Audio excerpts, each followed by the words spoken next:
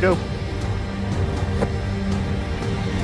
Hello everybody and welcome back to Encounter Roleplay. My name is Will, I'm a D&D sex icon and I'm back today for another episode of The Order. We've got a full cast and crew back with us today, all except from Chris, who none of us miss, as we head into another episode. So let's go around the cast and crew, remind ourselves of who we are and who we're playing today, and let's start with Susanna Grace, our Dungeon Master for tonight. Susie, how's it going? Hi, I'm getting my voice back. I'm not as bad as I was last week, so we're good. We're getting there. How are you today, Will? I'm well, thank you for asking. And anyone that doesn't ask how I am, I will be taking notes. You want. So. But yeah, I hope you're ready for some shenanigans tonight. It's going to be a lot of fun. I'm looking forward to it. I certainly am as well. I cannot wait to see which movie we're going to be ripping off tonight in a legally safe manner. Perfect segue. Madame Gandalf, how are you doing tonight? I am flustered. We've had a bit of a catastrophe in the morning, but I'm here, and I made it like right in the nick of time. And yeah, I'm excited for some escapism this morning. That sounds really nice. Some good old-fashioned torture by the Order. And which movie will it be this week of horror? So I'm looking forward to this. I'm excited. And Ari, well, she's probably very excited too because she's finally been getting paid for the last couple of jobs, I believe. At least in more than just lucrative lingerie. So, yeah, I'm excited to see what's in store for us this week as the selfish, vain, and oh-so-overbearing Ari. Wow, that's a perfect... I'm kidding. We have Doxy with us tonight. Doxy, how are you doing? I'm doing good, Will. Also, I'm not going to ask you how you're doing. I'm just going to tell you better be good. You better be doing great. I'm doing pretty good, actually. Yeah. Chat, you too. Better be doing real good. I'm Bryn, and I'll beat you up if you're not doing good. If you're not doing good, I'll come beat you. My ferret. He'll scratch you. He'll do it. Don't tempt him. Amazing. There you go. And we have the Dice Havard with us tonight. Chris, how's it going tonight, my friend? I'm doing all right, guys. How are you doing, Will? Oh my God, it's better Chris. We have new Chris with us. I just realized we've just replaced a strictly better one. I'm doing good. Tell us a little bit about who you're going to be playing tonight. So I'll be playing a guy named Osmuk, or the Big O. He is not a half-orc, as we see on there. It's actually a full-orc fighter with Eldritch Knight capabilities to cast some spells, and he's looking to get some blood on his blade tonight. I like the sound of that. Awesome. And last but not least, we have Yubi joining us tonight. How's it going tonight? Hi, it's good, thank you. How are you doing? I am well. Extra points go to Excellent. You. Talk to us a little bit about your... Starting out strong. Yeah. Talk to us a little bit about who you're going to be playing tonight. I'm going to be playing Niver. Niver is going to be a lot quieter than I first assumed because apparently my streaming. So we're going to hang in here and do my best. Niver is a Yuan-Ti wizard. They've had a really, really tough week. A tough couple of months, and they're just looking to get some good old slaughtering in the kind of way that wizards are back with the loading spells. Sounds good to me. We're going to need the assistance. Because I myself will be playing Finbar, the half-elf bard tonight. Finbar's back, and he's worse than ever as I continue to play the worst person I could possibly imagine, with all of the worst parts of my own personality bundled up into one narcissistic mess of a Twitch streamer. So that really is a dream. But before we get into today's game, I'll remind you guys of a couple of things. The first of which is, if you have not checked out fantasygrounds.com, Fantasygrounds sponsor the show, go check them out, fantasygrounds.com. The demo version is free. You can come and play each week with us. It's a good old time. And of course, whalengames.co.uk is a go-to destination to get all of your tabletop board games and more at up to 20% off the retail value. And then tabletoploot.com give away a set of dice here every game on Encounter Roleplay, so stick around to the end and you'll be in for a chance to win some beautiful dice. I have a tweet for you guys, 20 retweets, a viewer decision. You guys get to decide something terrible which happens to us next. But what could be worse than traveling with Finbar? I hear you cry. I'm sure you guys can figure something out. And of course, you can donate to a better game as well by giving players nat 1s, nat 20s, wild magic surges, and worse. But I will hand over to our Dungeon Master, Susie, to remind us a little bit of what happened last week on the show and take us into tonight's episode of The Order. All right. Well, last week was it was a thing. It was mainly these guys just being really mean to my NPCs because one of them was, in fairness, the worst mother in the entire world. We played As the episode was named, though. Yeah, I saw that. It was good tension. We ate the Wicker Man, except the Wicker Man was never actually seen because the party didn't manage to get there. They spent so long dunking on NPCs. It's a really budget version where they don't even have a Wicker Man.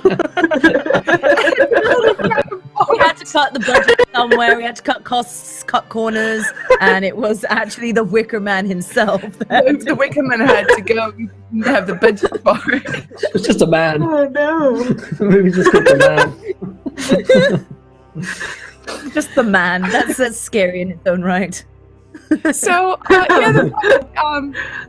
we never actually saw what happened to them as we had to finish the combat halfway through the fight. It left in a very tense moment where an Erinyes was about to smite down a wizard. That's where we had to freeze frame. However, this week, we open on two children sleeping peacefully in their beds. It's terribly cold outside as snow falls softly through the window outside.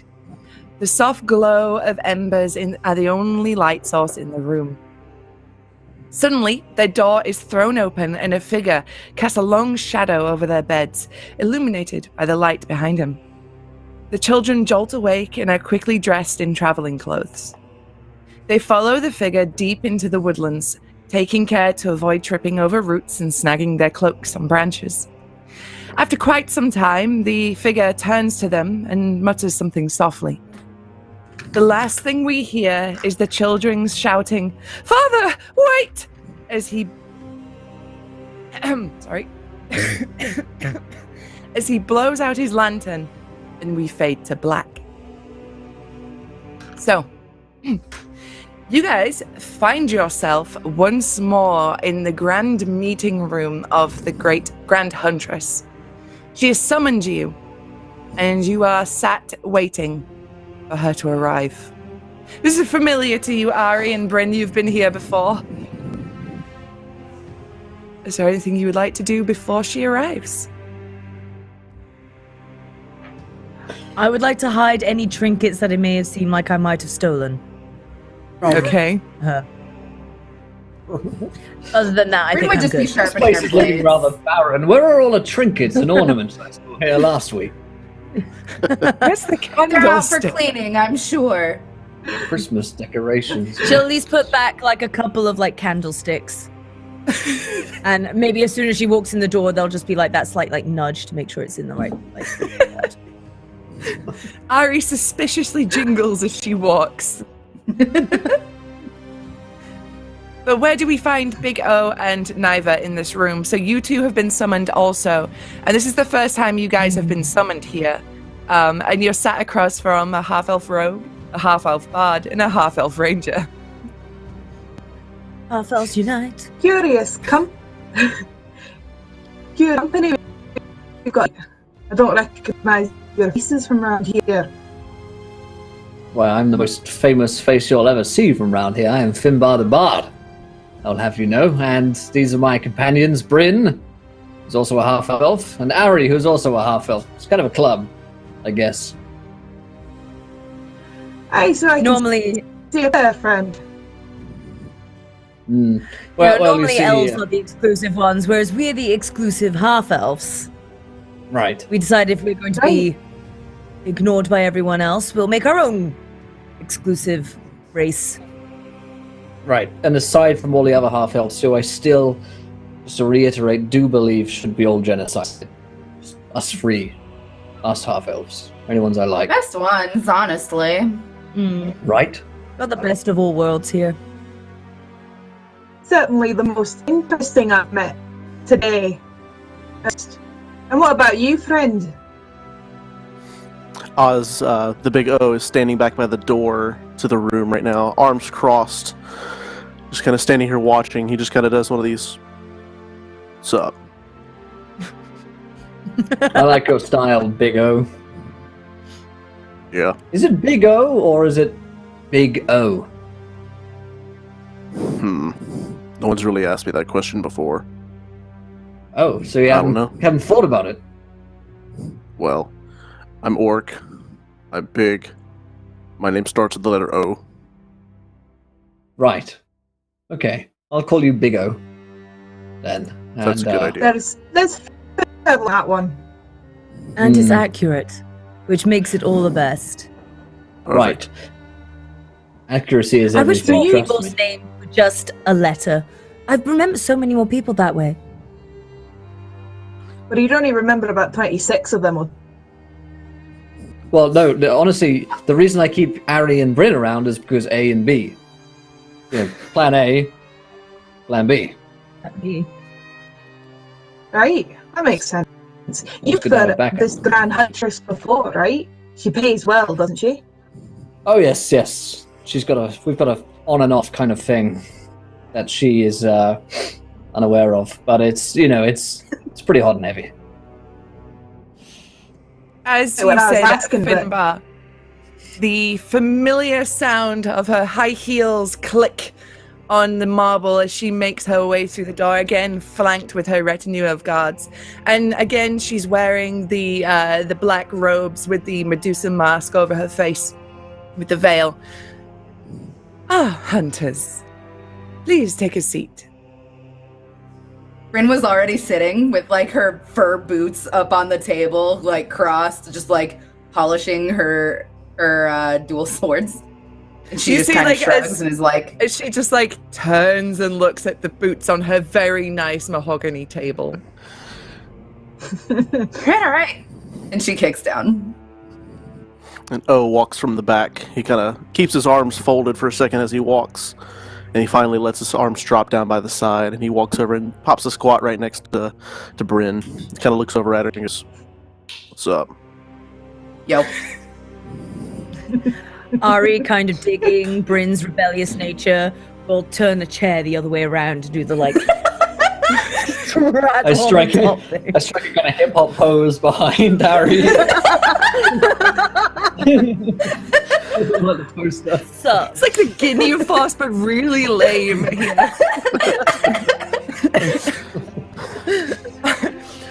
You can almost like, Neither looks embarrassed. They look embarrassed to be here. you can almost sense that she's smiling at this display happening.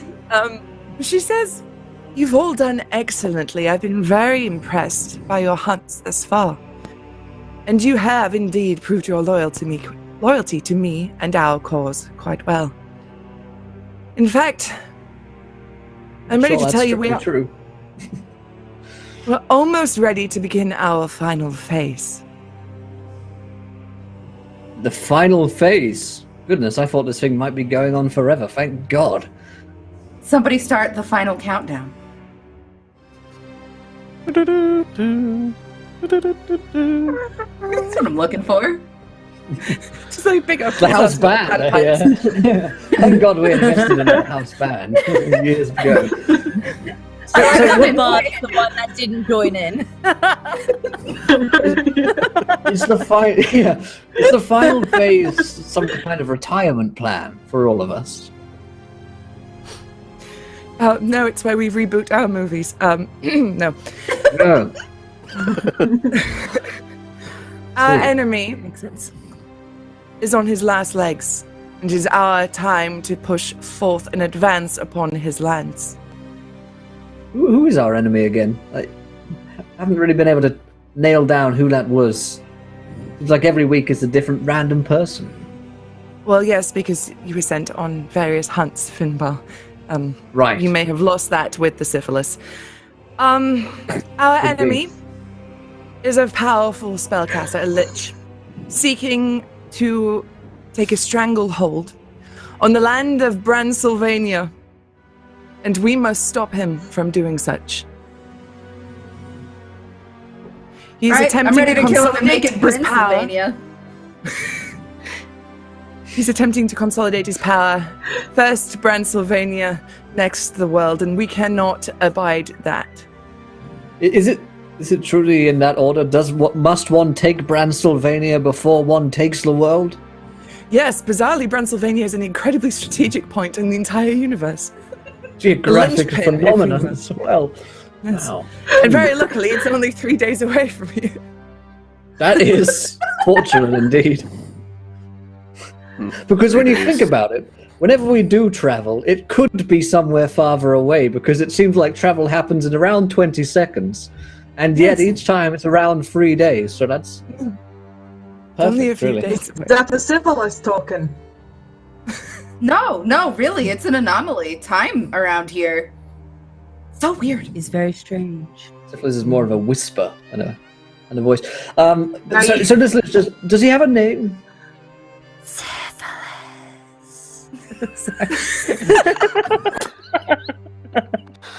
Is that like Nagini whispering Harry Keep it Potter? down. Honestly, I try and tell them. His name is Vladislaus.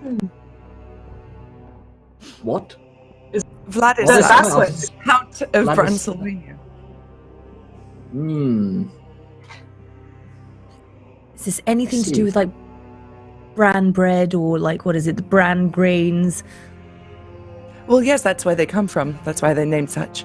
Hence its key strategic location for he who controls Bransylvania controls Bran. And As nutrition. we all How's know, it work? bran is Whole an bran. incredibly important part of your diet. It keeps you regular. All right, let's go kill this dude. I don't need anything to keep me regular. My poops are good. I'm glad That to is hear, Big O. excellent. I'm glad to hear that my warriors are in good health. Absolutely. Best news I've heard all day. All right, so this Vlad fellow, he wants to take over the world, so we've got to kill him. My question is, why haven't we been doing that beforehand? Well, everything you've been doing beforehand has been weakening him one way or another. He has been attempting to use people and towns and monsters all across the world, which you have killed. Wait a minute, you're saying that Consolidate this these powers. is Latayan. He's behind every single one of these previous cases. My God. The humanity. We cracked the code through the wizard that you captured in our first episode's letter. My, that took a long time to decode. You should have just asked the woman that I met last week. She was very quick at writing letters. She had the fastest writing in the West. Fastest I'd ever seen. She was a little code cracker. All right, so off we go to kill Vladislav. Anything we should know about him? You know, things we should say, shouldn't say, obvious weaknesses. Well- Maybe there's a magic item of great power that he's vulnerable to. Before you do go to attack Vladislaus, I do have one more mission for you. Oh. I consider our- myself a missionary in many ways for you. I bet you do. Two of our greatest hunters are missing. Our brother and a sister by the name of Granzel and Hettel. Never heard of him. You haven't heard of them? Oh my gosh, they're navigational heroes, legends. They're exceptionally skilled at what they do, and part of that is witch hunting. And This Right, but they've been navigational stuff. captured, you're saying? Presumably they use, this is the bread fellows I've heard about. yes! Bread, I My, mean, it's my. not just bread. That's been misconstrued throughout Well, history, surely, but if Bransylvania Grains is of in rice. danger, if Bransylvania is in danger, then how will these two get around anymore? I mean, that sounds like that could be an issue. All the bran bread's gone. no. Granzel Leave is- that to Bryn. Bryn will maintain the bran. I will turn this into Bransylvania. Just you Wait a watch. second. Are those the two that usually smell like gingerbread? Yes. They had Oh, an that's what that unfortunate smells accident like. with a witch in their youth, and it left them partially turned to gingerbread. He always makes me sneeze next to him. Hopefully Some that won't people come that- into play I later. feel like Maybe. I'm the only one here who's never met them. I'm pretty pleased to see these great knights who've been captured. Seems like they're very good at being kidnapped as well as witch hunting. Well, we don't quite know what's happened to them. They mentioned they had one last score to settle and headed off towards Transylvania, which is unfortunately where they're from. Could be a domestic issue. Mm. Not sure if we should get involved. You know. I'm ready to kill people. Well, yeah. I mean, if they're going home, it could be a lot of things that they've got to take care of. You know, back to home could be sort of, got to make sure we redecorate the place. To be honest, I've heard of them. I've just never really cared. Yeah, same. I mean, honestly, it sounds kind of like the not cool Navigational ones. pilgrims. Yeah. They are the forefathers of breadcrumb technology. How can you not care? They will Somehow I be key managed. to our success in Transylvania. I need you to go retrieve them. Well, what do you need think's to go happened to them? retrieve them. What if they're dead? What do we do If then? they're dead, then that is very unfortunate, but we don't know. If they've fallen into Vladislas's hands, that will be very, very bad for us. Where Okay. exactly did you last hear of them or see them? Where exactly should we be headed to look for where they might have gone? They headed home. They lived in a village near Transylvania called Ferovia. Oh, right. No forwarding address or anything like that left behind. Ferovia is a shithole, so no addresses, no. Good enough. Postal service is a nightmare. Speaking of Always on holes for strike. that kind of thing, where's the nearest one? Speaking of what, sorry? Speaking of holes to go do that thing, where is the nearest one? I'm sorry. There's lavatories in the guild hall below. All right. When do you guys fill me in on the way? I've got to go take a big O. We'll catch you up. Good man. And he stands All up right. and How he long kind of ago puts his did I hands see on the table real quick them? and walks off. How long ago did you last see them? When left- did we last have word of them or anything? They left 2 weeks ago. The last I heard of them was 1 week ago. Right. How long is it going to take for us to get to Ferovia Okay. is Ferovia? It's I'm 2 days. gonna write that down. Jesus, I on don't think the I can do way anywhere. to That's been so Transylvania.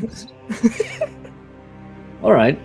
2 days to Ferovia. And okay, so if we find them there, do we bring them back to you, or should we just press on to kill old, Litchy Boo? What's his You name? press on. Right.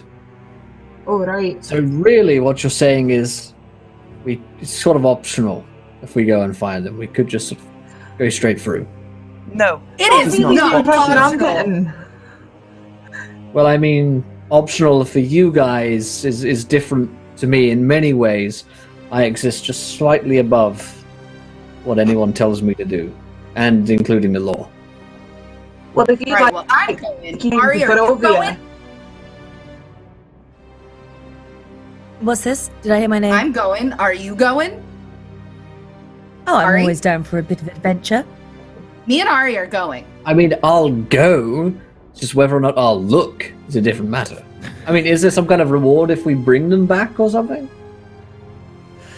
Yes, of course, there's always a reward. What if More they're gold. dead? If they're dead, then they're dead. Not really what I was asking, though. I mean, do we still get paid? Yes, you will still get paid. All right, then I won't let you down. But if I do, just be warned that I have said that I might. You always do. Thank you. All right, then. Expectations Smith? have been set. He Let's go and prides do himself on consistency.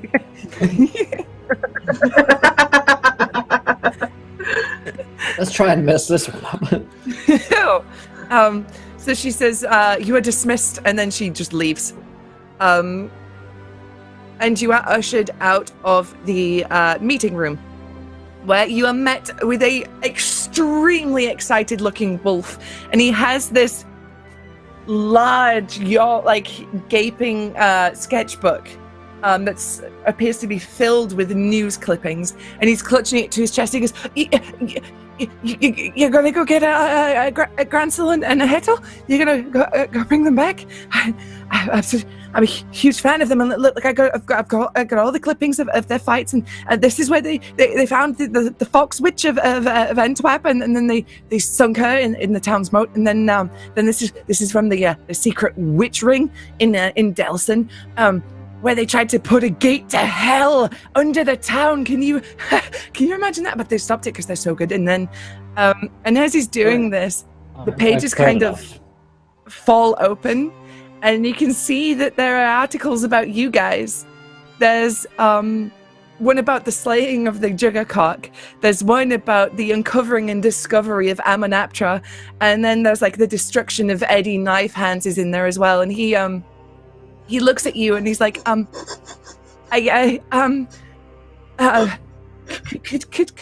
you guys, could you sign my book?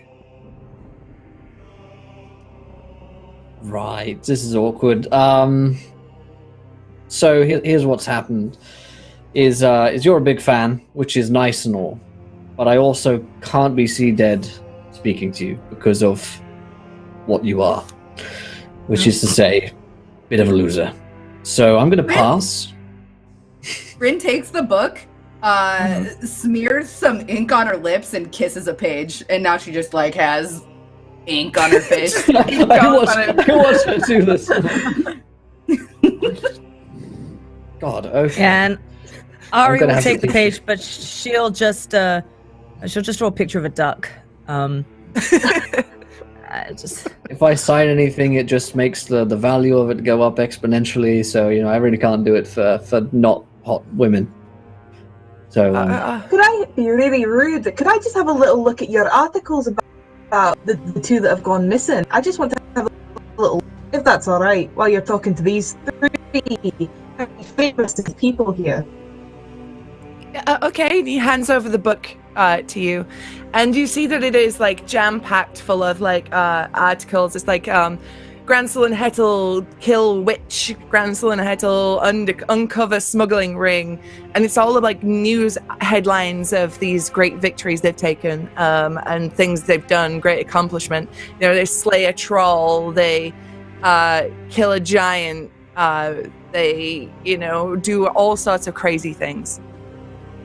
Are there any from any battles that they did succeed in? Anyone who got away? Anybody who might be this war to settle? Roll an investigation check for me, please.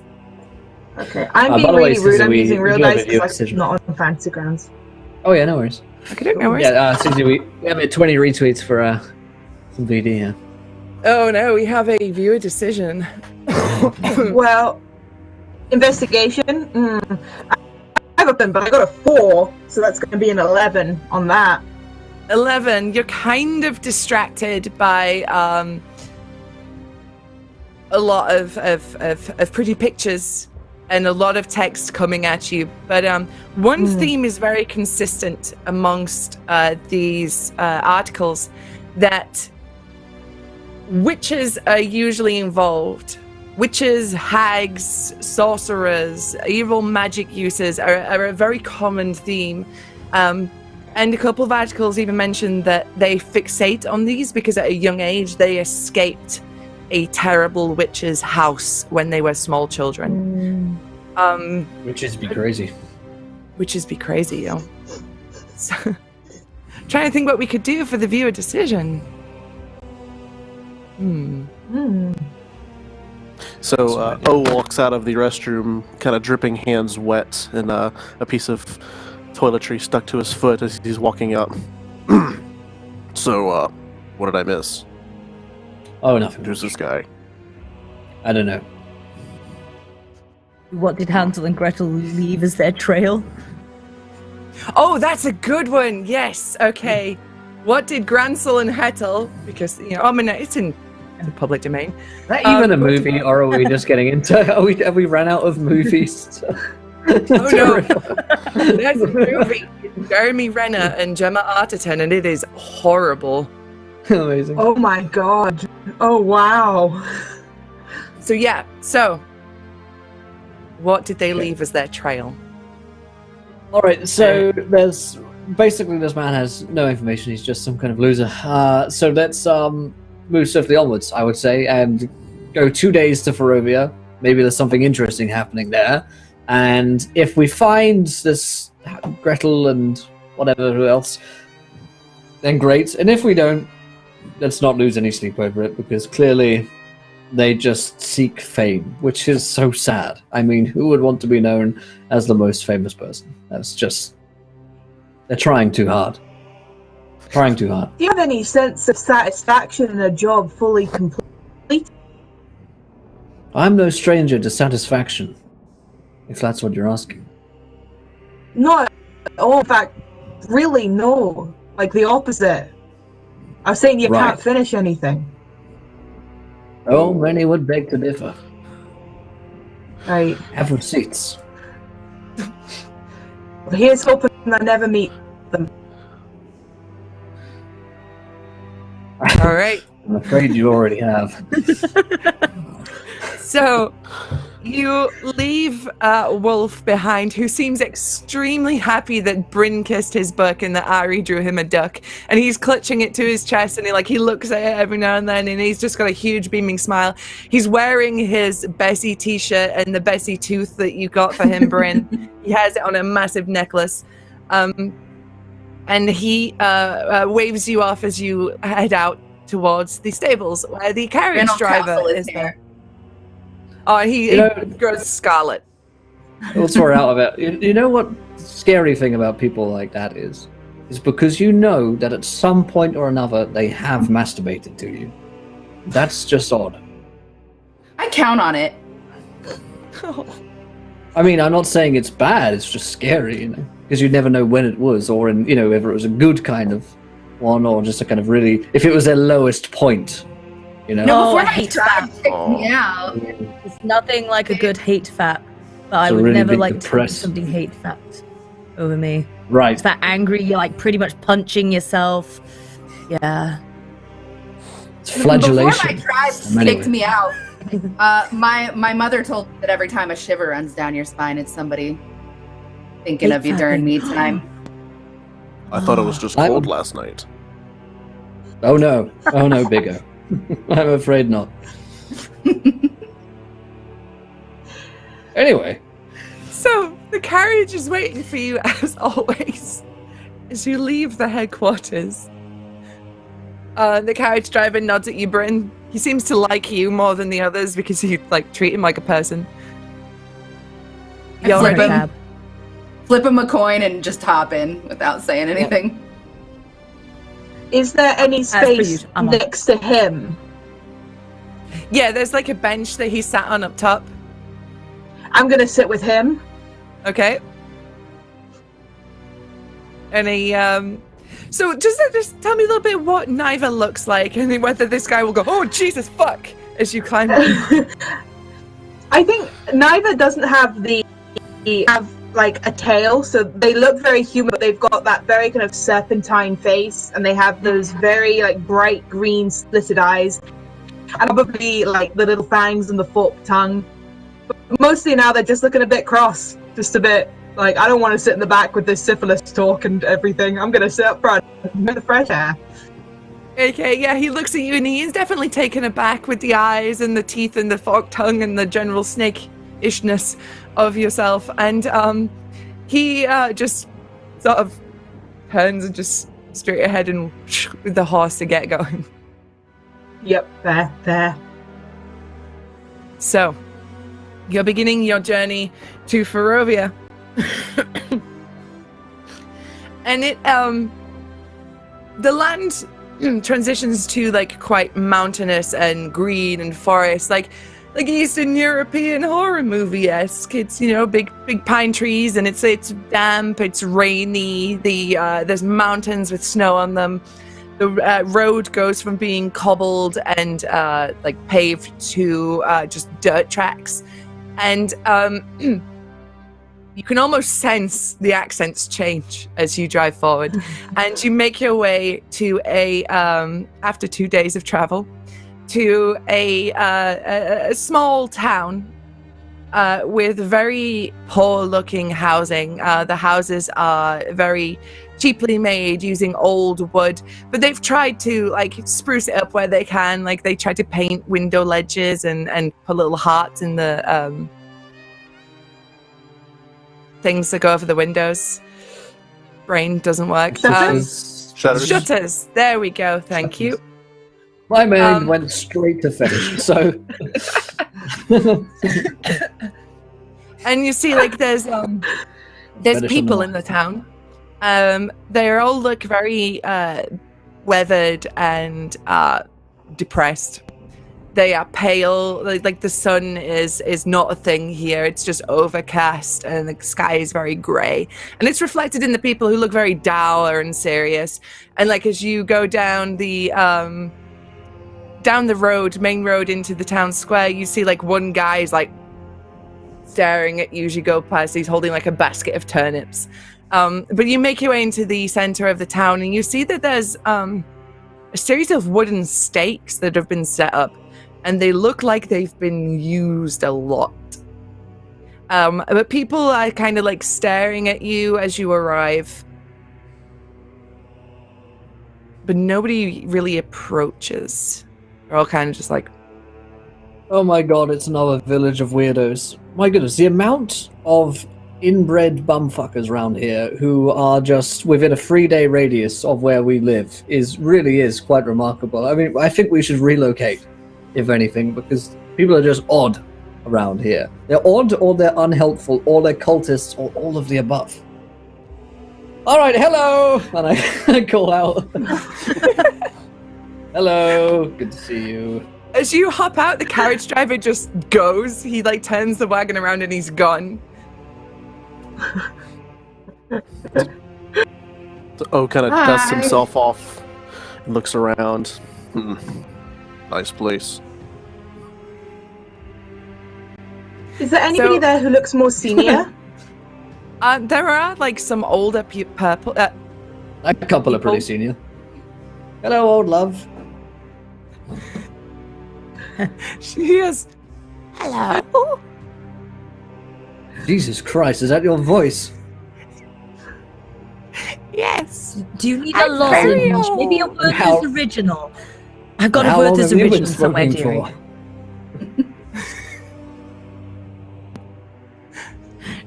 She grew up on scotch and cigarettes. Tom Waits was my Sounds father. like you might be very extended. All right. Well, here's the thing.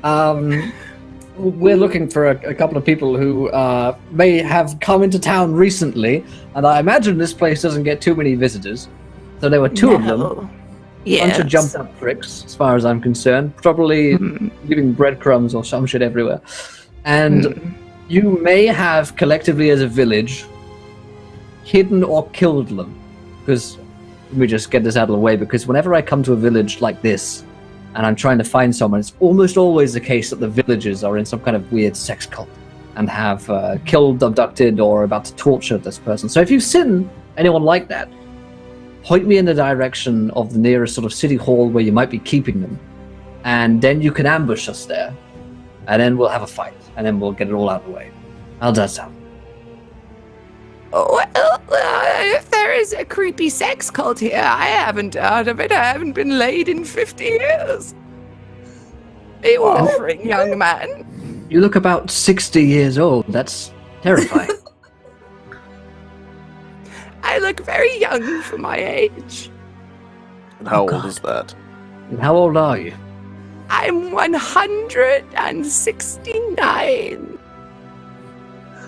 Nice. Bryn nudges Finbar and is like, bucket list item, Finbar. Emphasis on the bucket. All right, well, The two that we're looking for. You're a day over 160. Oh, thank you. The two that we're looking for are Granzel and Hettel. I don't suppose you might have heard of their names, or... Oh, I've heard of them. The witch hunters, yes? Of course you've heard of them. Absolutely. That's the only two that came here recently. Have you Yes, seen right. them is the thing. I smelled them. I didn't see them. That's not an answer. You smelled the gingerbread. Yes, I did. What time Are of you day was sure that? it was them?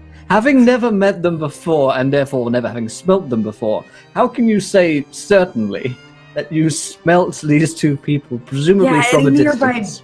bakeries or anything that might have thrown you Do off. you bake? No, It's bringing a all we whole have- new meaning to whoever smelt it, dealt it. All we have here is turnips and vodka. So when someone comes into town smelling like gingerbread, you tend to take notice. And the only people I've ever heard of that smell like gingerbread are Granzel and Hettel. So I That's an assumed awful it was leap them. to make, isn't it? Why would it be? Why is it more likely that two people who smell like gingerbread were to enter the town than gingerbread to have been entered the town either by some kind of local vendor or someone made it? Well, young man, you see, we are plagued by witches. As you can see by our beautiful stakes where we burn them. Right? That's what They those are. are. Not seeing They where are- the connection is yet. It's still quite a leap. The Wait, you have witches are... steaks? We can eat those? No, unless you eat wood. With oh, bits of wait a burnt second. Those kind of person on them. steaks. Gotcha. Yes, dearie. And she just kind of Yep. pats your very large cheek. Her hand is skeletal and ice cold to the touch. It's not nice. And weirdly sticky. Ooh. She says, the witches are taking our children, so we put out a call for help. And Granzel and Hettel are witch hunters, so witch plus witch hunters equals gingerbread, yes? Makes It's not what sense I to would me. call conclusive by any means, but I guess it's possible that you smelled them, yes. What time Did you of know day where- did you smell them? Sorry. Sorry? No. No, please, you were doing such a fine job of it, Finbar. Yes, she asked what time of day you smelled them. I Oh, did. What type of day was it? Well, it was a Tuesday, I remember, because I was going to play cribbage. That's not what she And- asked.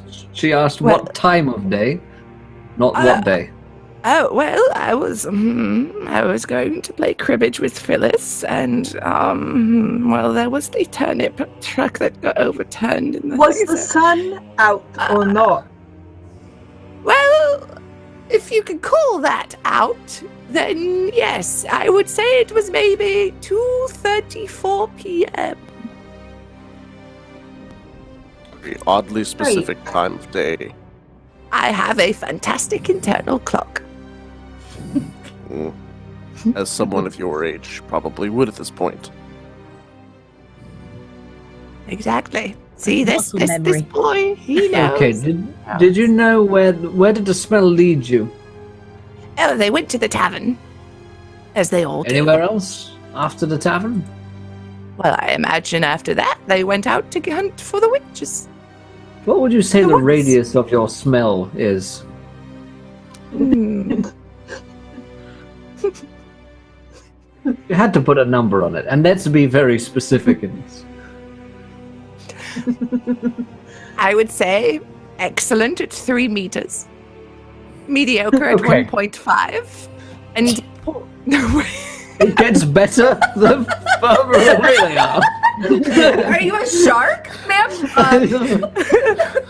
Also, let's address this for a moment.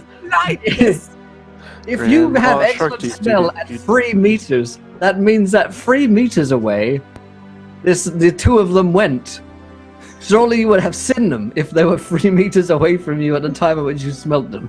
Well, I don't have very good vision, dear. But let's be specific about your vision then. What would you say is the farthest away you can see something? presumably 10 yards away, and it gets worse the closer it gets. Wait, hold on a second. Hold on a second. How many fingers am I holding up? How many fingers? Well, here's the problem. I never quite went to school, so I don't know how to count. So you Oh. But you almost play made it. cribbage. Didn't quite go to school, but yet you play cribbage. And you do also know exactly how old you are and how to tell the minute. That's impressive amount of number handling for someone who can't count. You Yes. counted 100 years to the day, the last time that you were late, so I mean... Alright, Guys. well, I think she might be a witch. No, I'm not a witch. I'm just a very old woman. Why don't you carry on about your day? Go play some Basically, cribbage, and we'll hit the tavern. Thank you, dear. Would you like a sweetie? Always. Yes. She please, thank you. offers you this hard-boiled Obviously. sweet with like no wrapper on it. It's kind of sticky already. I take it and pop it in my mouth. I've eaten grosser. It has hairs on it. Dope. Oh.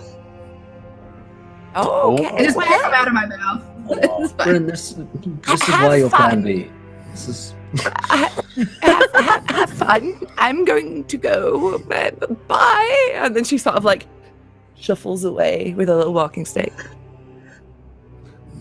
Well, she was quite Why? the strange person, I say. She's my elderly goals. I don't Weird think she had a and single offering mark Harry on candy. us for weird. I enjoyed her precision. At times, she was quite precise, wasn't she? Yes. All right, let's get to the tavern and see what bumbling idiot is there. Okay, so you you head to the tavern, which is called the Binchester, and you head inside, and it's very dark in here. There's quite a few people in here, and they're all sort of like farm people. There's a couple of shepherds in here. There's a couple of barmaids, and it's kind of like that whole "you're not from around here." Everybody just sort of like stops and turns at you as you enter. Hello, is there someone here who runs this establishment? Presumably, someone who can count and has knowledge of people who have been here recently. And is Indeed. under And has 100 years wine. old. Right. Quite colorfully dressed for the area kind of guy steps from behind the bar. He says, "Hello, I am the owner of this bar." Oh, kind of shoots a glare over to him like, what the hell are you wearing? He just kind You of are is very like, flagrantly dressed. What is your name, good sir? My name is Ivan. Ivan. That's legally safe. Okay, Ivan. Have you seen two witch hunters? They came into your tavern, I believe. Granzel and Hettel. I saw them. Yes. They came here to kill the witch. Here they swarmed into town, young and beautiful-looking people with their crossbows on their shoulders and their tight leather and their big boots and their feet on my furniture. They came in. Sounds like them. Do you know where they went? To kill the witch? Which where was direction You is the... have a that? more. To the northwest, in the forest. They said they had an old score to settle, that she killed their family when they were young children, and that she trapped them in their house and made her eat food, and then she nearly put them in a fire, and then they put her in the fire, and they were so braggy about that, and that's how we got started being witch hunters. They're very Yes. self-obsessed. It's all about them. They Yes. get to be self-obsessed, Finbar. They are the pioneers of Pumpernickel. They're the pioneers of being assholes. It's not something to be proud of, Bren. You need to raise the bar. The Expectations. originators of oat. Bren, I'm going to say this once, and I do mean for it as a learning lesson for you, but you need to get a life. The forefathers of French rolls. It's not getting any cooler, Bren. It's the bar. actually quite sad. Here's the thin bar. and you're getting under it. You're going far under me, and not in a good way, I have to say. We all have our heroes. Well, the excuse bread me. is pretty good, Bryn. You're right. Sorry, you never introduced yourself. I don't know how I know your name. I just guess I'm a He psychic. It called was me a Bryn, connection. so It was a love connection, Bryn. Presumably you You and smelt her, and I knew her name. she winks. Mr. Ivan person, No. did they happen to smell like gingerbread to you as well? Yes, they did. Swanning in here saying my baked goods were nothing. Saying that you can't make a cake out of parsnips. Nice. Parsnip Did you cake. know this witch? Did you know this witch that they are hunting? This is the one that's been plaguing your town as well, right? Yes. The children. The children are going missing, which is nothing to me. I have no children. I hate children. Whatever. But yeah, and he serves you a slice of parsnip cake, Ari, just out of nowhere, just slice of cake for you. It looks horrible. It's like white, translucent. It looks incredibly too moist. This dude just gets sexier and sexier. Positively And he, dripping. as he's got the plate, he sort of like winks at you, Bryn, and slides it down the table. She will start eating it. Be like, There's no any way ale to... to go with There's no way this? to Or... sexily slide a parsnip cake across a bar. I This wanna... guy did it. My God, he pulled it off. All right, Ivan, I'm impressed now. I intend to patronize you and this bar. So, they went off to Northwest. Anything else they said that could be useful to us? Well? Or anything else about the witch in particular would also be very helpful. Well, Mm. as luck would have it. They were gone they came about a week ago and said they were going to deal with it and we would be fine and to keep a beer warm for them because they would be back within a day, and they never were. And another child has gone since. So they are shit at their job. The witch, I don't know why she wants the children. Some say it's because there's a blood moon coming soon and she's got like a big ritual in place or something. I don't know. I don't care. I serve beer. Why don't you slide one of those beers down this way? Maybe it'll make it more tolerable to listen to this horrible tale. It's interminable Mine too. dross. And he has a couple of beers and serves them to you. Bryn makes a big Would show I- of letting her finger touch his finger as she accepts the beer. Yeah, and he doesn't pull back either. You know, there's that meat cute over the beer. God. Do you know anything as to Pretty whether there much was just a face relationship, palming. whether there's a relationship between witches, liches, blood moon? There's a connection maybe here between these three things. Duh, maybe. Oh, I wasn't asking. Honestly, You honestly, sort of David, that's asking gonna the be the- world at large. it's going to be the most you're going to get out of him, and I have to say the most out of me as well is maybe. But it seems like all that's left to do is to leave this place and go and find them and see what's going on. And hopefully, they are dead. The hunters will still pay us. Quite. So they may be bad at their job, but we're good at all kinds of jobs. All kinds of jobs. We'll get the job done, and we'll report back to you. You what, Bryn? I'll give you some help when we're outside. I like the sexy lines. What? I have one last Where's question my before I animals decide to practically walk done? out of here. Was there anyone that was following Hettel. them, or anyone else that seemed particularly interested in them when they arrived? Not that I know of. It's okay, Big O. This man makes parsnip cakes, and that's really where his bar is at. So let's not try to tax him too much. Just let him touch fingers with Bryn for a little bit, It's and then probably we'll just a good idea.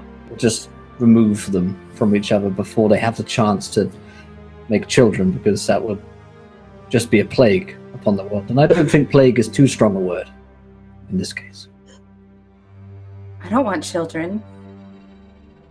Neither Well, do I. In there, done the abandonment. So I'm good. I'm good. With your there, sister. Well, let's go find the hunters.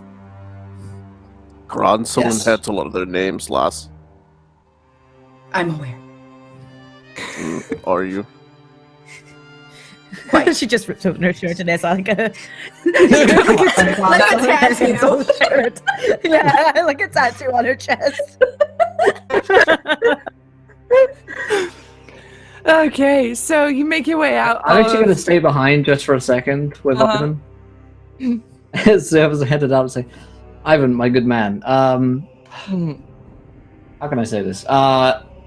Bryn is kind of my plan B. So, if things don't work out with Ari, then, it's safe to have the kind of backup plan. So I've kind of got dibs. Harry fails. And that's, I don't mean for that to come between us, because obviously you are very good at sliding that parsnip cake. I can see what Bryn sees in you. Kind of. But obviously, when it comes to between you and me, obviously there is no contest. It would be sad, for you to try. So, just thought I'd give you the heads up. Well, I appreciate the heads up. And I give him But like we'll a see you- sympathetic look, like he might be terminally ill. But he pats you on the shoulder and goes, "We'll see who has the biggest parsnip in the end, friend, huh?" And then he turns and walks away. I goes, I'm sure you have a very big parsnip, Ivan, and you'll make a very big cake with it. Have a good day now. He swipes up.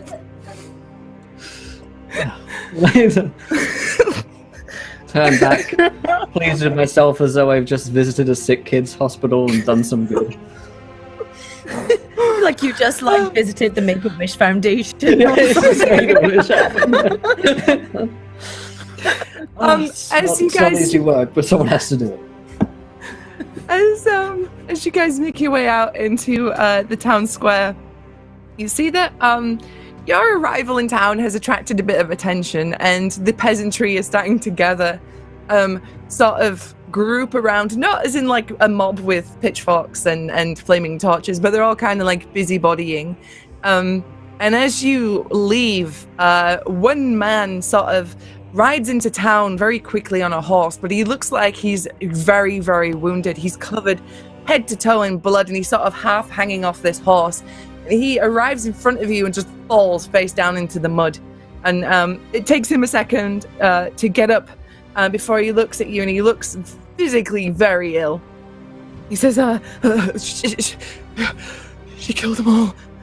The witch,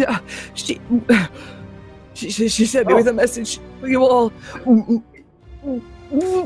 And then he just takes a moment and he makes a horrific retching sound as you watch as his body begins to expand beyond the confines of what is natural for a person. Like his face is growing large and his skull not uniformly bulbing off in bits, and there's a couple of seconds of where he just looks at you in horror before he explodes in a shower of guts and viscera. So I don't suppose healing word will do anything for this fella. Looks like our job is done as well. As you mentioned, they're all dead, so we'll just pass straight on through to the Lich guy. No.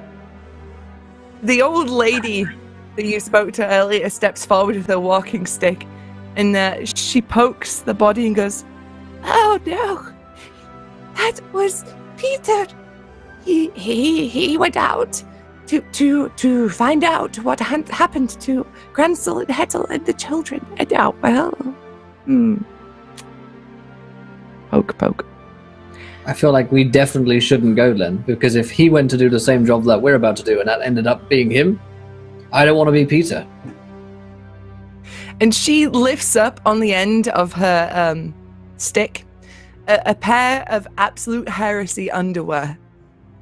Oh, geez, did those fall out of my bag? Oh, geez. And They're covered in gore, like they were on him.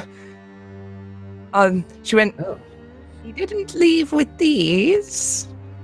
Wait, At least he has good taste. couple of things to identify there. First of all, those are my brand of underwear, for those not aware. So if you do want a discount, I can do them in bulk orders over 10. That's age. So, and you, old lady, how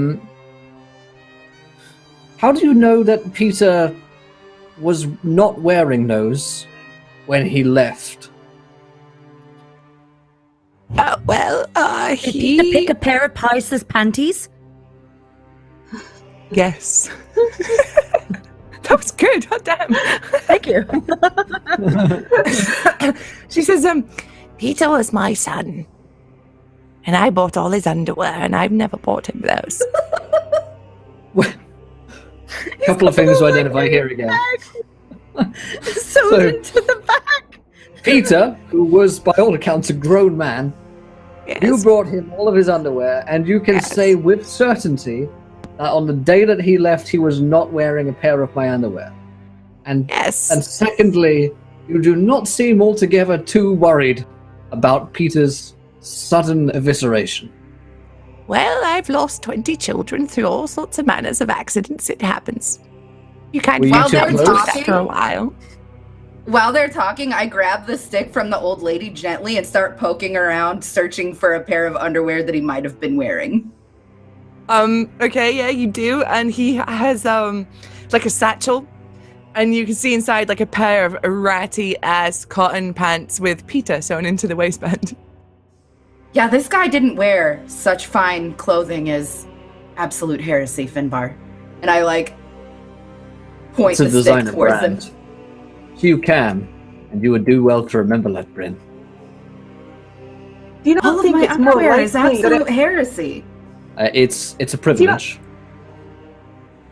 Do you not think it's more likely that it was Granzel and Hettel who might have been wearing these underwear? They are most likely fans of my work. I mean, Yes, who they isn't? did seem the type, from what I smelled of them. Right. I don't even know. Young lady, your sense of smell seems to be I'm not gonna break that very bubble. peculiar talents, indeed. I take the absolute heresy and put it in front of her nose, and I say, which way did they go? Can you smell them off his underwear? Says, remember, I have nose blindness at a close range. Stand 3 meters away and I'll tell you. Have three riders back and she'll be able to... I just like grasp it. Far-sighted. It's like scent. Like, Far sent. far-scented. I'm far-scented. Not zero-scented. Which way did they go, boy? Which way did they go? Bring you stand 3 meters away and hold up the underwear. And like an alert dog, like a police dog, she fucking alerts in the northwestern direction. She just turns and goes, that way. He went that way. Her nose starts Okay, glowing and this points in way, the right this direction, way. like Robbie the reindeer.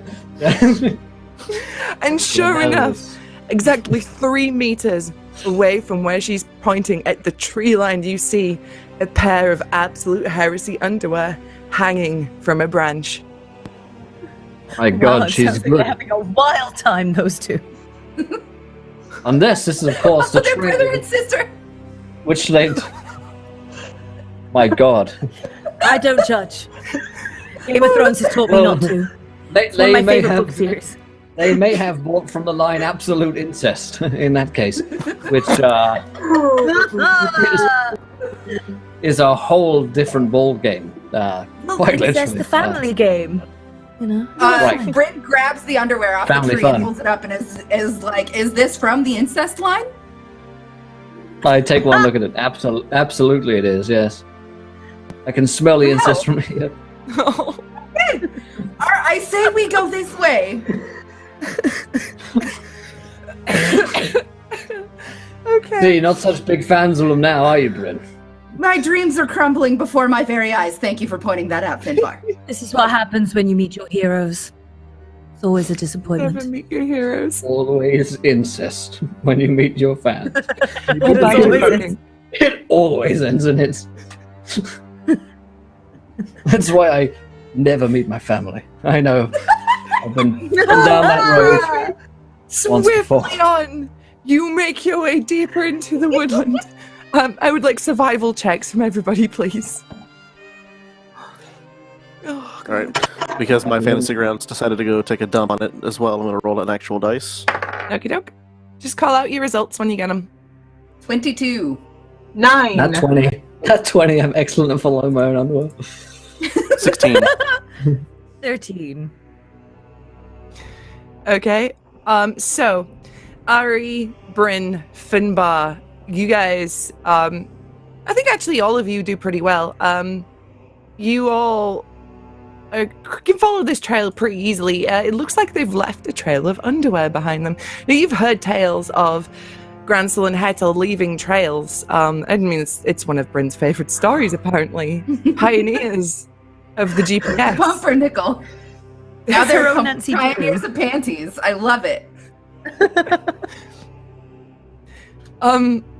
So yeah, it appears they're using global panty system to find their way and leave a trail behind them, so they can make their way back to town. I would also like everybody to roll me perception checks, if you would. Bastard should be paying me royalties. Well, I'll say. 19. 23. 11. 8. 17. Okay, Bryn, Bigo, and Ari, as you guys are walking, you notice that this place is deathly quiet. There's no sounds of animals here. Usually you hear like squirrels and birds and other various forest animals skittering around, but it's deathly quiet. Bryn and Bigo, as you're walking, you're like, something is watching us. I can feel eyes on us. You turn and you see a white rabbit with blood red eyes just staring at you, peeking up from the brush. All right, I cast Speak with Animals, Mm-hmm. and I look to the rabbit and I go, sup. Just goes, kill, kill, kill, kill, kill, Kill you. All right, I look over to Marzipan and I'm like, eat the rabbit. Marzipan's like, you fucking got it, boss. Marzipan darts into the woodland towards the rabbit. Roll an attack for Marzipan. All right. It's just the idea that we see this little, like, marzipan going, And just goes after. Oh, Marzipan, why you do this to me? Okay, so Marzipan runs up Oh, he and gets to do both. And do I get to do the other one too? Okay. yeah. That's more like it, Marzipan. Okay, so Marzipan runs up and he the rabbit just lunges for Marzipan. He dodges out of the way like Matrix style and manages to connect. I rolled damage for that.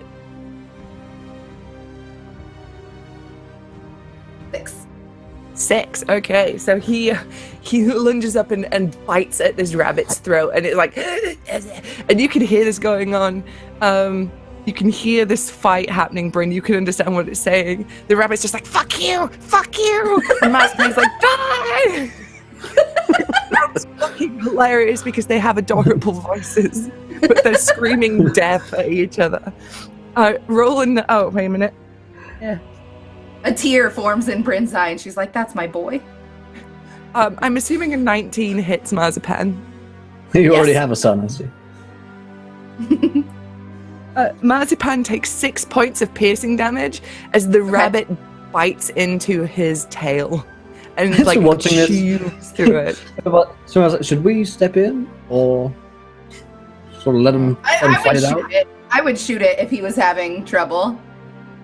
Yeah, any of you are free to step in. I hold her bow for a second. I'm like, no, you've got to have to let him fight his own fights sometime soon. You can't protect him forever.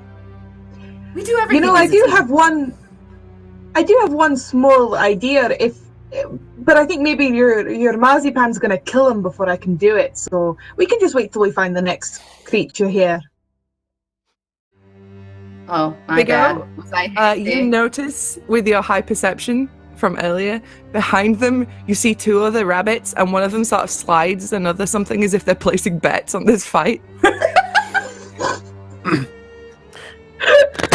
He turns around his head ever so slightly and just looks and goes, "I got two of the big one as well."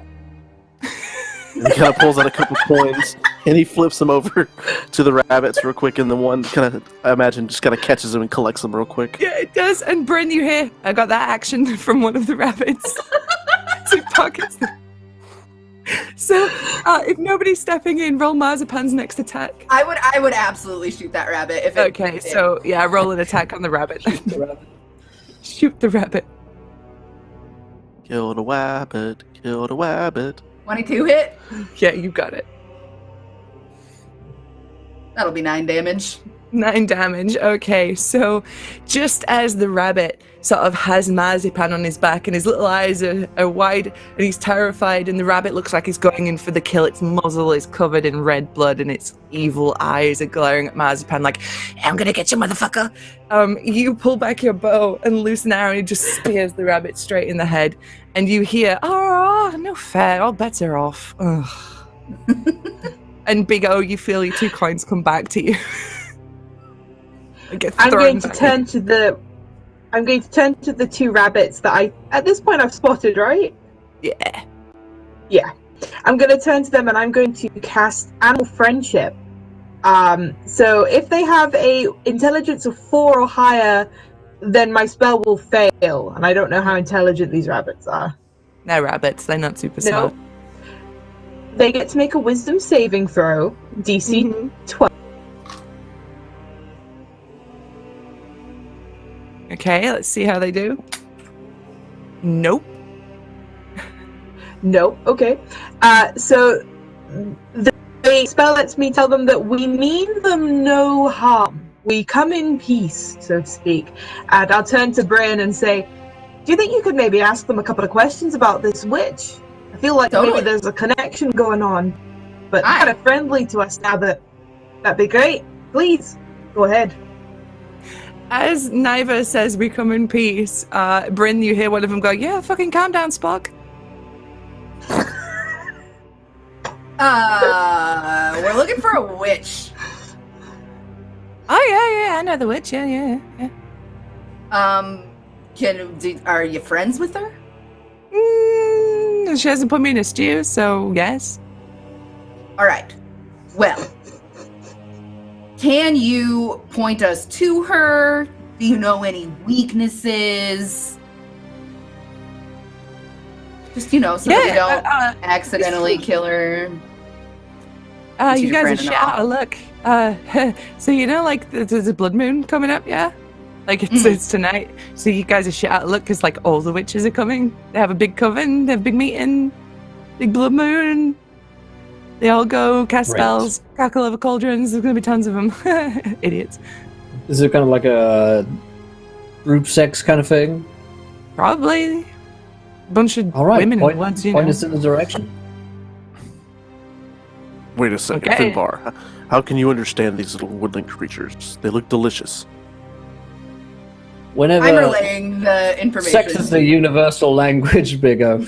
Sometimes 90% of what animals are saying, I just pick up from body language. Oh, gotcha. Also, Bryn is relaying all of this information to me. So I was listening to her. Kind of a I like the first kind of one a better. telepathic connection between Finbar and me. So the rabbit sort of darts off towards the path, and it's the same path you were following with the underwear. It's the quickest route towards this witch's hut. And before long, you've been walking for maybe like an hour, 2 hours in this wood. You begin to see it You see it's on like a small clearing in a clearing on a small hill. There's like steps leading up to it. It's this ramshackle hut. It doesn't look very big. It's like an L shape. There doesn't seem to be anyone outside. There doesn't seem to be anyone in the clearing. But you can clearly see that a large cauldron has been set up in the middle of this clearing, and around it are tons of baked goods. There's pastries and bread and, you know, your usual gingerbread house stuff, candy canes, all that good stuff. I'm going to cast Mage Armor on myself real quick. Okie doke. And as we're getting closer, O starts to get a little tickle in his nose. Well, I think we might be getting close. Am I the only one here that isn't gifted with some kind of nasal fortitude unknown to man before? No, it's Fine. gingerbread allergies. I see. With a history like mine, you kind of decide to get rid of your sense of smell. That's the only way that you can handle the foreign bodies that are coming towards your face. That's I'll drink to that. terribly racist thing to say, Harry. Just because they're coming into our lands doesn't mean they're all stealing our jobs. Boys are smelly.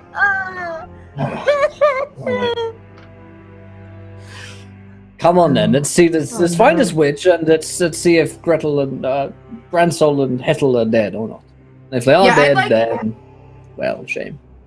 I'd like to just look around and see if anything pops out at me. Okay, roll a investigation, because you are actively like looking. So if anybody wants to actively check out this house and this clearing, roll investigation. 12. I would like to as well. I will.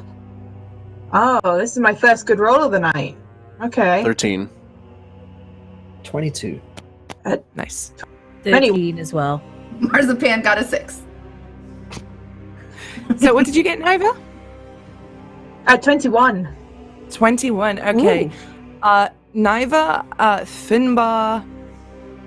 Niva and Finbar, you guys can see that there are definitely multiple people within this hut. You can make out at least 2 figures moving in front of these windows. I will turn to the rest of the them? party and just go, shh. Could we tell that the windows are maybe fogged over or very dusty or anything, or do they look fairly clear? They look pretty clean, actually. Yeah, they're pretty good. So it's probably not best just to walk right up to the window and look in. They might be able to see Couple us. of people in there. It could be the two we're looking for, I suppose. Maybe someone that's quiet. I don't know, Bryn, maybe? Sneak up, take a look in through the window. Yeah, I can do that. I'll go with you. Excellent. I will stay here. O is going to unlatch his trident from the holster he has on his back and kind of stand back to the side and just hold it in his hand. Nice. All right, so Bryn, roll me stealth checks then if you're going to sneak up. Anybody sneaking up, stealth checks. All right, I'm going I to got a 17. stand behind Big O. Marzipan got an 8. I also got a 17. Okie dokie. So Bryn and Ari, you guys are very, very quiet as you creep up to this window. Marzipan is a bit pumped from his fight with the rabbit. So he's like, yeah, motherfucker. Like he's doing his own little theme song as he's strutting up alongside Bryn. Marzipan. Yeah. Y'all better fucking watch out, cause Marzipan. But it's translate squeaks outside of. It sounds adorable to everybody else. Fairy trumpeting is actually so fucking cute. So. It's so cute. But you peek up and you have a look inside and you see 2 horrific looking women. These are like just horrible to behold. It's like a withered looking crone and she has a tall red hat. And there's something very wrong with her eye because flies are coming out of it. And she's all hunched over, and she has like a nasty looking shawl with wiry white hair that comes down. And the other is a large, very broad woman, and she appears to be wearing a basket on her head. But her skin looks like diseased and covered in like pox. It looks incredibly unhealthy. And you see as they are toasting with pieces of gingerbread, and you look on the floor to see half a person made of gingerbread wearing a set of absolute incest underwear. That one's a real basket We case. shoot him? What should we do, Ari? We could fling a pair of the underwear at them and see how they react. Should we tell the others before we act? Maybe we should tell the others before we act. I normally tend I to like warn that people underwear before I plan, throw though. my Keep underwear that in at them. mind. Oh, I don't. It's one of my, like, signature moves. Oh, I like it. They do, too. I like it. It takes them by surprise. Mm. I knew there was a reason why I liked you, Bryn. I link arms with Ari and head back. Okay, so you look arms and like stealthily skip back. The stealthiest of skipping. Let's do like we're having a nice Quieter when I time. skip. Quieter when I skip. So you very stealthily skip back towards the group. Actually, people say you should skip if you're hunting because it doesn't sound like normal footprints. So there you go. You make your way back to the group. So Well, ladies. there's a couple ladies in there that even Finbar wouldn't touch. Like they're grody. Yeah. Flies Yeah. coming out the face. Skin all gross. Right. And I think they're It's a eating workplace Granzel and supplies. Hettel. Currently. Eating them. Yeah. Oh, Well, we Did may you get a have positive failed. ID? job done then. I mean, it was a half gingerbread person. Right. Wait. Did he smell like gingerbread or did he look like gingerbread? Couldn't smell anything through the sugar glass. But he did look very ginger. And we all know that that must mean that they're soulless. That's why they have the flies. And Right, yes. Well, I mean, that's convinced me. You know, I think it's time for us to go. Should we just I like don't believe it. bust down the door, a person at each window, and surround them, or how do we want to do this? My idea was that we'd sort of just go, I guess. Yeah. Yeah. I'll can take take the this window and shoot. Does anyone have any Right. nose plugs real quick? I'm gonna start sneezing if I get around Granzel again. Maybe we lure them out. That's a better idea. I feel Maybe we like just we sort make of go these. back home. what Well, if if we make a big noise, we... Sorry, you go. no, please. My in so slowly, please. You go. What if they feel like they got the wrong Granzel and Hettel? And we pretend, two of us, to be the real Hettel and Granzel. You see where I'm going with this? And so then we get in on the inside and we can trick them and save possibly Hettel and Granzel. Oh my goodness, it's so hard to remember to swap the person that don't teach that. Hettel and Granzel, and then we can just stab them or shoot them or stick them in the fire. I love it. Let's go push those witches in the fire. Okay. How are we gonna do this? You're getting the window, Bryn, you said? I'll take the window, yeah, if that's the smart idea. Oh wants to I'll look be around at- for a second on the side and see if there's like a ladder that he can climb on top of the roof above the door. Okay, what I will do is I will show you all the map. Yay. Boom. You should have a map on Fantasy Grounds. Wait, never mind, because you can't get into Fantasy Grounds. Goddamn. But you'll be Well- able to see it on the stream in a second. There you You'll go. be able to see it on There we stream. go. There we go. Yeah, nice. Okay, so what we're looking at is a sort of L-shaped hut with the like this. Nope. Fuck. One way, whatever. Looking at an L-shaped hut.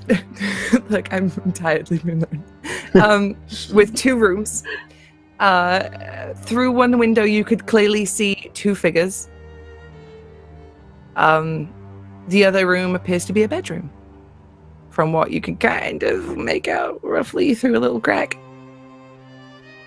Is there a ladder, like, either along the side of the house or anything that looks like you can climb up near the doorway? It's only a 1-story house, so it wouldn't be that much of a huge thing for you anyway, but there's like a bucket you could stand on, so you could like give yourself a little leg up. All right. Well, O would like to walk over and find one of these maybe half-rotted wooden buckets that seems sturdy enough, and he'll try and hoist himself up onto the roof as quietly as he can, as to not make a bunch Okay. of noise. I would firstly like a stealth check, and then secondly an athletics check. Okay. Stealth check is a 12 plus or minus 1, so that's an 11. 11. And for the athletics, that is a 22. Okay. So, Big O, you make your way towards the house, and your idea with stealth is just to crouch a little bit.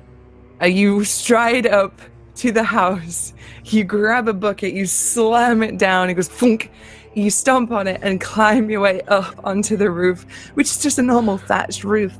As you get up top, you go, oh fuck, as you fall through the thatch and land face up, and you see these 2 horrific crones stare at you, and one just goes, what the fuck? And I was like, everybody to roll initiative. That damn candy fetch. As he lands on his back and looks up and she says that, he's like, oh, you're really, really ugly. Got him. Jeez, nat 1. Nat 1 on the initiative. Got him. Wait, is it possible to get a 0 on initiative? Because I have a minus 1 to that and I rolled a 1. It is. Okay, I got a 0 on Somebody- initiative then. Who regularly Lovely. gets a minus 0 on wisdom checks with her barbarian. It is possible. Yeah, well, I have a 0. You really are filling in for Chris today. Yeah. We upgraded. Well, that's not true. He rolled what was it, an 18 for athletics? That's true. I Yeah. think for the first As time a- ever, Chris rolled Like- like over. Like a 15 and my plus 7 modifier, yeah. I got, let's see, I got a 10. Okay, so we'll do the usual. And I got scores. an 8. Any scores between 25 and 20? Bryn has a 23. Bryn, yeah. Bryn was on it at that window. Yep. 20 to 15? 16. 16? What's your dexterity score? It is a -1, but according to D&D Beyond, I have a +3 to initiative because of my proficiency bonus, which I rolled a 13 Nice. plus 3.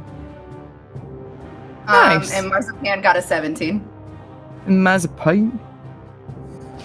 Okay, give me a Ooh, sec. oh, by the way, I healed earlier while you were talking for 4 points. I Just saw. so you know. I yeah. spotted. A likely story. It's in there. It's in there. You can look at it. 15 to 10? I think I would have only given myself a 4 if I was lying. I got a 10 10. to- too. Okay, Finbar got a 10. 10 to 5, anybody within that? Ari got an 8, right? I got an 8. Ari Ari was got an too 8. busy trying to make herself look like Hettel. And Big O right at the bottom. So, Bryn, you are up.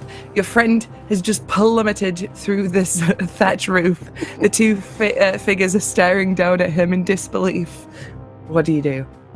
Well, I guess it's time to shoot some witches. 18 Oh. hit. Yeah. Which one are you targeting? The witch herself. And then with my second attack, I will also shoot that witch again. You're not entirely sure which sorry. one is the witch because they both look terrible. Sorry, They both look like wiry, hags. white-haired one. Okay, so the one with the red border. Gotcha. And then a 23 hits too. Yeah. Awesome. That is 8 more, so 18 damage total.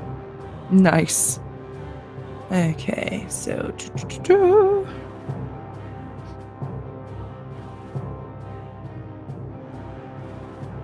Nice. So you line up a shot with your longbow through the window, and there's a horrible crashing sound as you shoot through the window, and it stabs the wiry-haired, horrible crone with the red hat-looking one right in the armpit, and she just goes, "What the fuck?"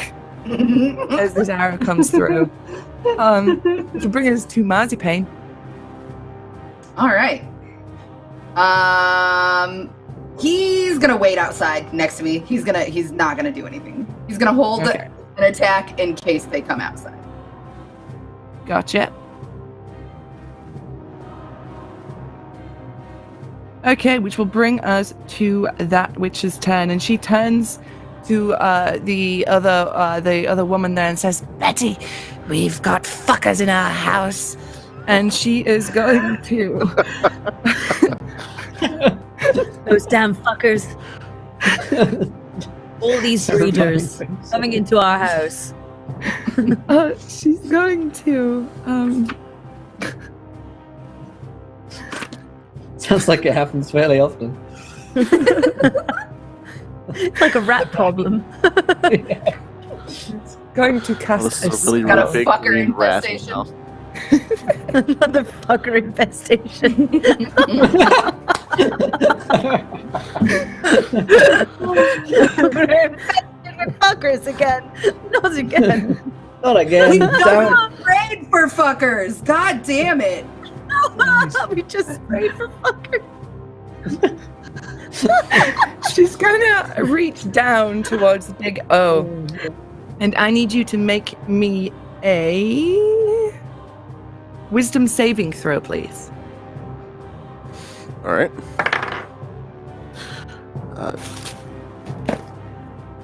10 plus 2 is 12.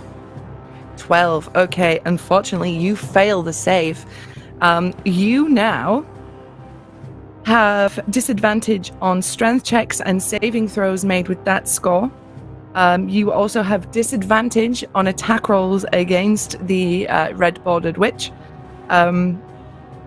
And at the start of your turn, you must make a wisdom saving throw. If you fail, you waste your action that turn doing nothing. Damn. Dang. She has bestowed a curse upon you. And that will be her turn, which will bring us to Niva. The one that's attacked our new friend, Big O, I'm going to firebolt, just the Yep. cantrip, with a 12 plus something, 12 plus 7, so 19. Yeah, 19 hits. It's 2d10 of fire damage, Nice. which would be a 6 of 10 points of fire damage. And 14. then I'm going to back the fuck up a bit. I don't know how close I am, but I want to be kind of out of their range so I can still see what's going on, Mm-hmm. wherever that may be. Gotcha. Okay, so you launch fire at her, and she seems to be particularly perturbed by the fire, and she sort of screams, and she's like, "Ah! Ah!"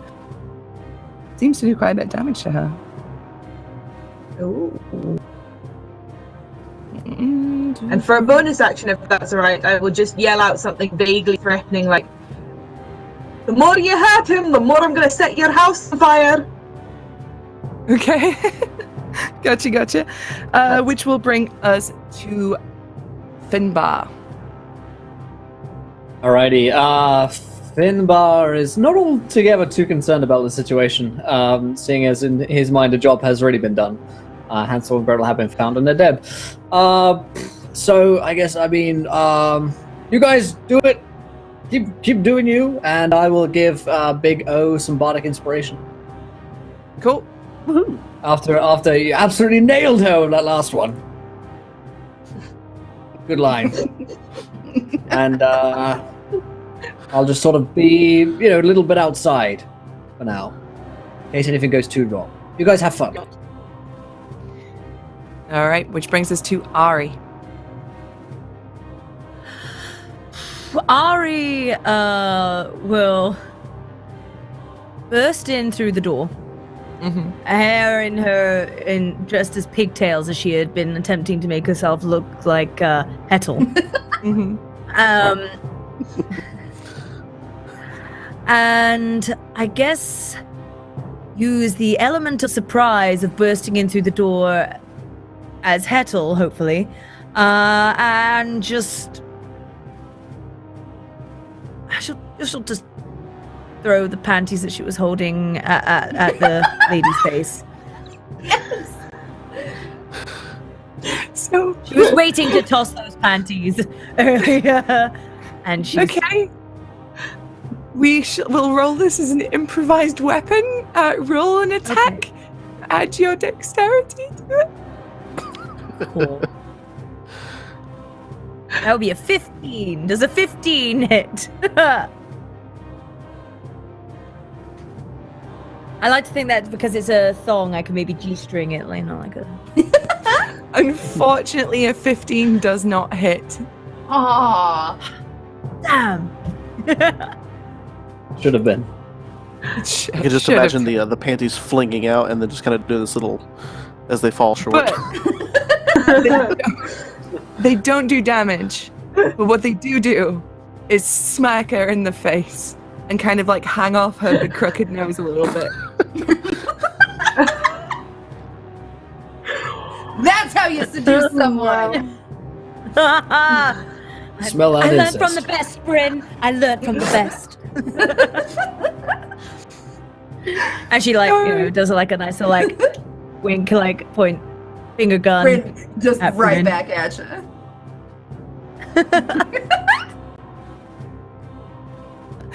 Okay, at that point, the bedroom door behind, to your left, Big O, and Ari flies open, and you see another woman come forth, and she's wearing a headdress that completely obscures her, and she's covered in bits of gore, and she's wearing like a butcher's apron that's filthy, and she steps forward and slams the door open. She's like, "What is happening in my house?" And she will cast. O kind of looks over at her. He's like, "Oh, not another one." She's going to cast. She's going to see what's happening in front of her. Give me a sec. Monsters with spells are bullshit. You put 3 of them here. I did. She's going to look at you, Ari, and she's going to cast Eye Bite, and I need you to make a Wisdom saving throw. Oh goodness. Oh goodness. 13. That's a fail. No! She points at you and she mutters something in a language you don't hear. You feel incredibly panicked. You are frightened of this woman, and on your turn, you must take the dash action and move away from her. If you move out of her line of sight, that effect ends. Okay. She's basically like, yeet. Okay, that is her Not turn, you- which will Not useful Bring- language. which will bring us to Big O. You are on the floor. A horrible thing has just happened to you. What are you gonna do? Oh, you need to make a wisdom Well- saving throw actually first. Yeah. Wisdom saving throw. 12. That fails the save. So unfortunately, you are too messed up, too confused. You waste your turn not doing anything. Unfortunately. Can he run? So he's just kind of laying there, like looking at all three of the witches or the people in the room, just looking at how grotesquely ugly they are, and he's just kind of stunned. Does me he just still get his double-check. move action? I'm just gonna double check the wording on it. Yeah. 1 second. Wait, hang on a second. Finbar gave me Bard Inspiration. Yes, So- he did. I could technically get advantage on that. You get to add an You extra add- dice. Yeah. So it would be a Okay. D6, I think, for Finbar's level. I believe, at level 5, yeah. Yep. So roll a D6, 4. which will put you to 16, which succeeds. So you Yes. you can Nice. take your turn. Sweet. All right. Well, instead of laying there like a giant quivering pansy like he was going to, he's going to spend some of his movement and get up using the trident that he has in his hand as kind of like a walking stick and press himself up. And he looks over and he's not sure which one he wants to smack. Which one's closest to him at the moment? You are The red in the one or middle the of yellow both one? of them. They're both next to you. They're both in melee with you. Okay. Well, the one that was cursing him, he's not particularly fond of, so he's going to reach out with his trident within melee range and try and stab her straight through the face. Nice. Do it. 16 plus 4, Oh yeah. so dirty 20. That hits. All right, and let's see. His attack with his trident is a d6 plus 6. It's gonna be a 5 plus 6 is 11. Nice. Okay, so you plunge your trident deep into her chest, and she sort of recoils and hisses at you. Underwear still on her nose. And will I be able to use my second attack on the action as the fighter? Yeah. Can I cast a cantrip as that second action, or would it have to be another melee attack? If it's a, I can't remember. Do you get? Yeah, you get 2 attacks at 5th, don't you, with fighter? If you've taken the attack action, you have to use both to attack. You can't attack then spell. Okay. Well, then he will try and wrench the trident back out and then stab in it again and make another set of 3 buttonholes on the opposite side of her. Nice. And he'll hit a 19 plus 4, so a 23. 23. Yeah. And rolling d6, which is a 6, so plus 6, 12. Woo! Nice. Nice. So you make 2 nice even rows of puncture marks on her chest. She just like hisses at you, and she's very displeased, and she claws at you. Yeah, it's incredibly beautifully symmetrical. So is that everything for you? That'll be it. Okie dokie. So it brings us back to Bryn. All right. I'm going to look at the one that cursed him, and I'm going to say, you have 1 chance to break that curse right now before I shoot you in the face. It's just a very Through bony the northeast window. comes up at you. Okay, I'm going to shoot her in the fucking face. Shoot her. Yeah, I'm going to assume a 25 hits. Yeah. 11 damage. Nice. And then my second attack is for 19. Yep. And then that's 4 more damage. Nice. Then, after the first hand comes up with a very like gnarled middle finger, after you shoot her twice, the second one comes up and she's like, at you through the window, Bryn. I can just pin her middle fingers to her face. Sure, just.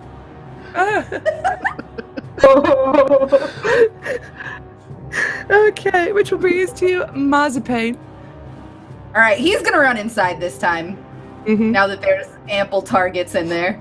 And he's going to just attack the one that I've been attacking. He will Gotcha. bite first. Or 13?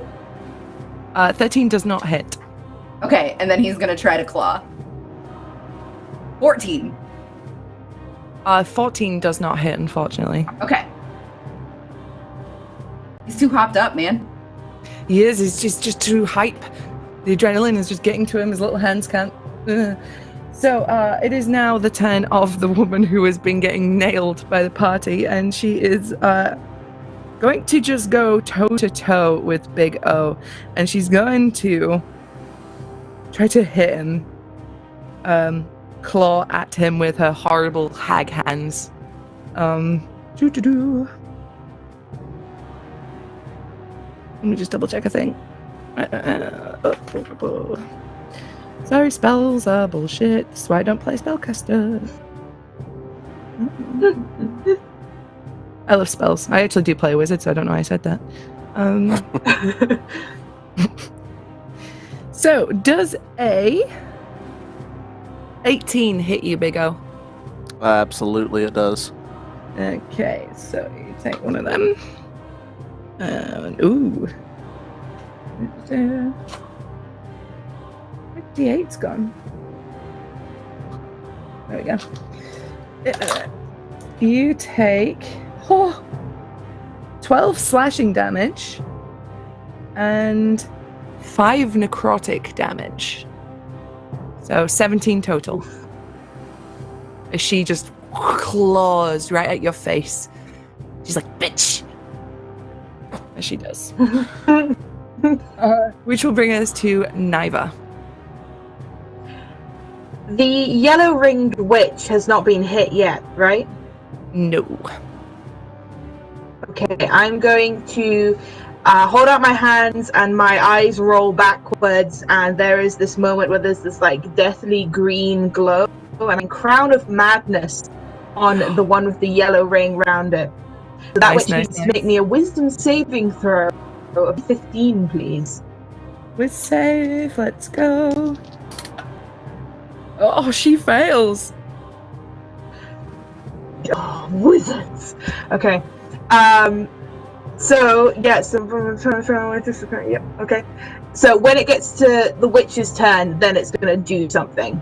Okay. I don't know if you use markers, but I've now got a concentration spell up, which I need to remember. Okay, so if you could just remember that. I just realized I forgot to put that woman in initiative too. Oh shit. Oops. Yeah, I was kind of waiting for her to go, and then she didn't, and I wasn't sure whether she was going or not. Yep, I forgot to put her on there because I'm a very good DM. But she is Crown of Madness. Good DM. Yes. Is there anything else you would like to do with your turn? No, I'm happy where I am, which is Okay, far good. away. Which will bring us to Finbar. Right, it seems like you've all got everything under control in there, so you know what, I'll shoot one of these hags. Fun. Which one are you shooting? The yellow one. Okay. I don't like the color of her jib. That'll be a 15 to hit. 15 does not hit, unfortunately.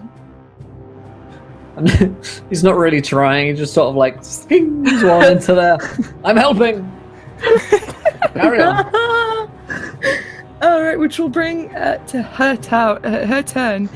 And she seems to be a interesting sort of woman.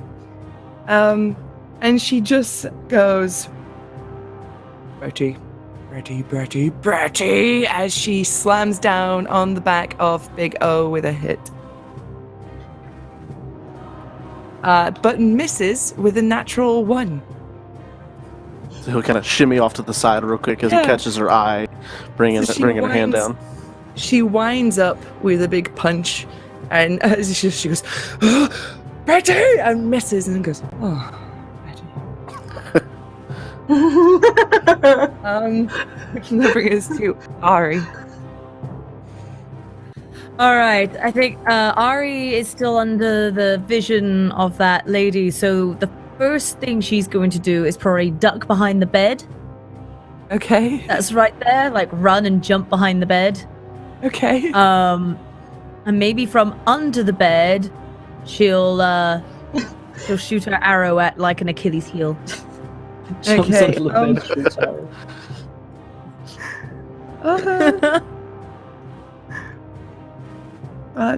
You have to be at least 60 feet away for the fear effect to dissipate, unfortunately. Damn. Well. But if you sort of like I went out guess- of the house and back in, you would be fine. And you know what? I'm just gonna take a quick lap. And she'll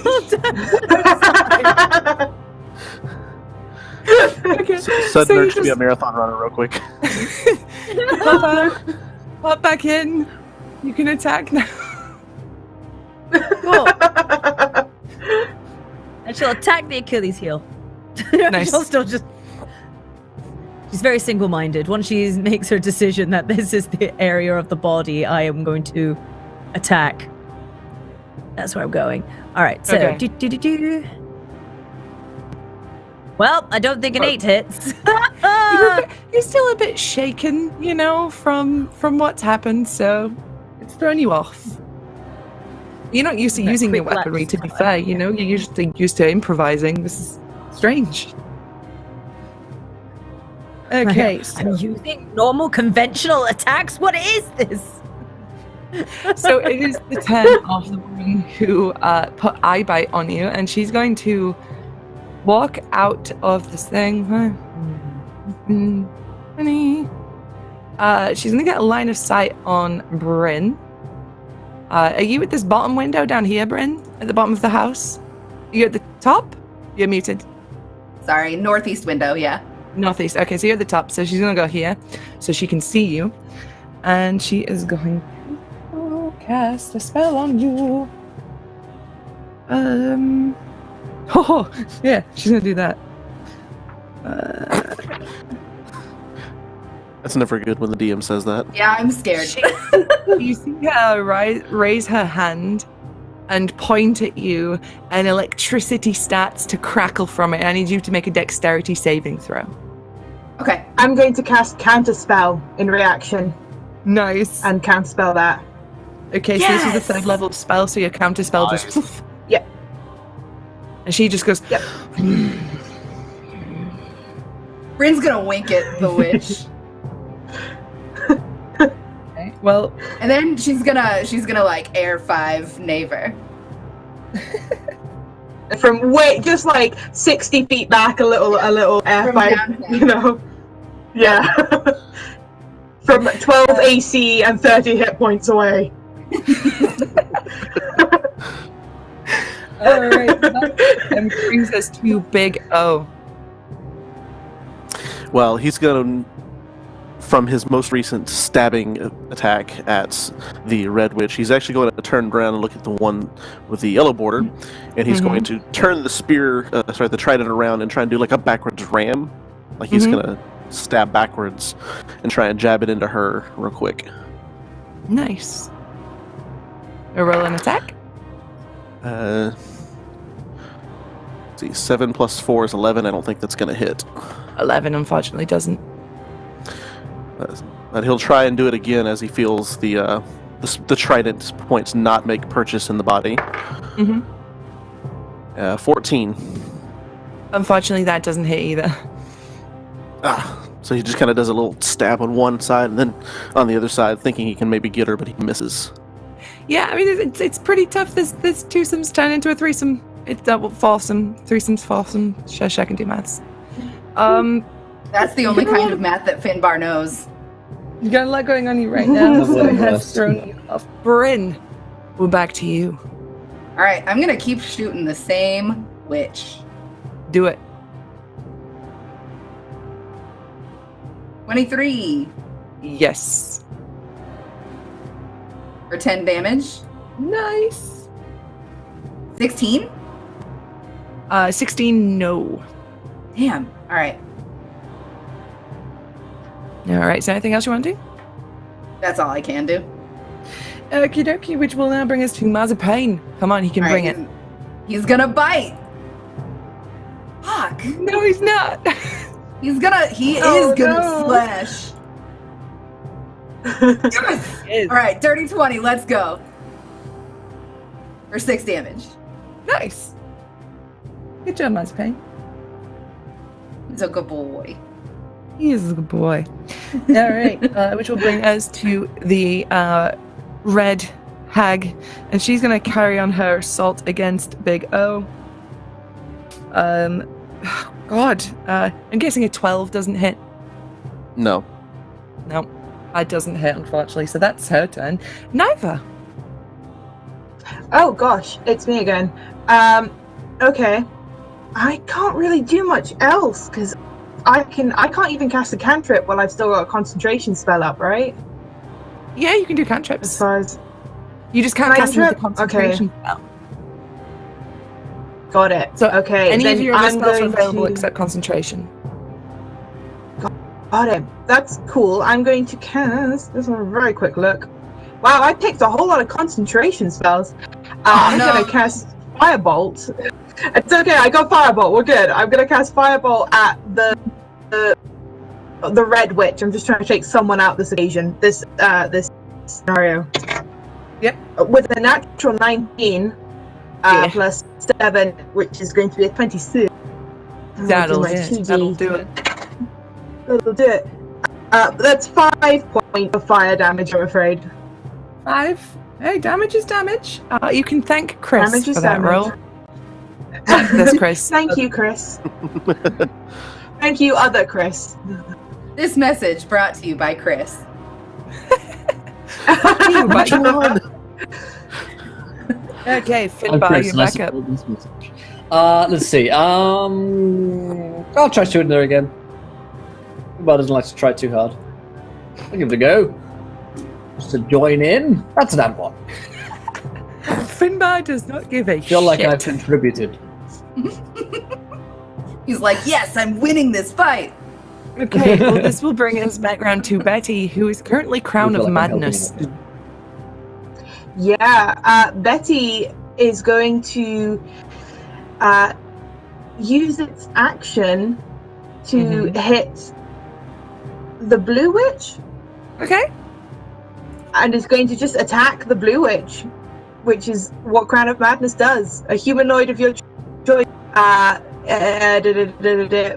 must use its action before moving. So I don't know if it can reach. Oh. She, just any action? So could she cast a spell? Or does it just have to be a physical attack? Yeah. Okay, No, so it says she an action. will cast a spell at her companion. He's gonna cast. Let's cast this one, it'll be funny. She's gonna cast Polymorph.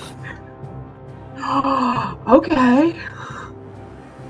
So let me look at Polymorph.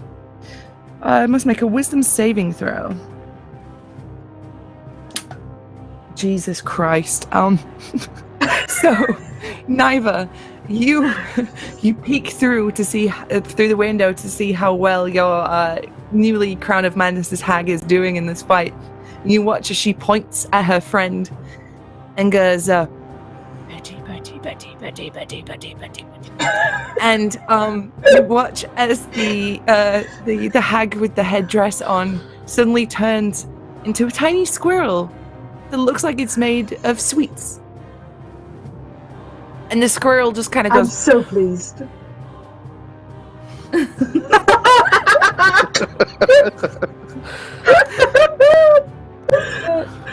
So that's Betty's turn. Ari, you're up.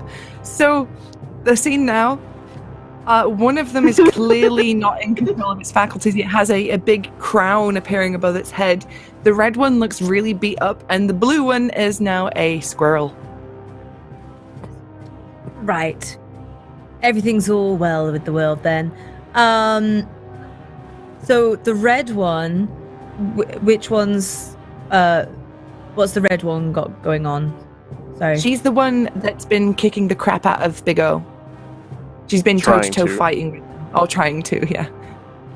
She's got 6 nice buttonholes in her chest right now.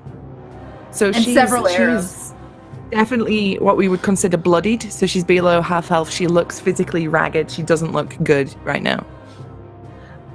Is the fireplace behind her lit? It is.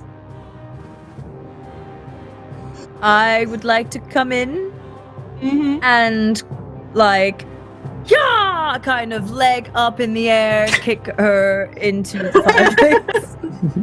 Yes, Drop yes, kick, yes, yes. yes. So you, Ari, The sound you was more run in. descriptive than your actual description, I think. Exactly what you meant. Everybody knows as soon as you say For yeah. the thousand words. Ari flies into the scene through the air majestically like Wile E. Coyote, just and kicks. Well, attempts to kick. Roll me a we'll try it. Shove athletics. It's kind of like a grapple shove. So roll me an athletics. Okay, athletics, don't let me down. 17? Does that hit? So Does my foot hit like land on her face so or chest? Big O, in front of you, you see this woman, like, prone with underwear still on her face, like, lashing at you. And you were temporarily distracted as her person next to her turned to a squirrel. You hear a, "Hyah!" And then the next thing you see is Ari's foot fly through the air, connect with the side of this woman's face. She just goes, oof, and then goes flying into the fireplace. And she starts screaming as flames lick at her body, and she takes a lot of damage. Run, Roo! Like a Christmas tree. Oh god, she Well- takes so much It's damage. getting lit, son. She smells a lot worse on fire than she ever looked, that's for sure. And she's like But run right now. in the background. Okay. So, Harry, do you just want to revel in this for the rest of your action?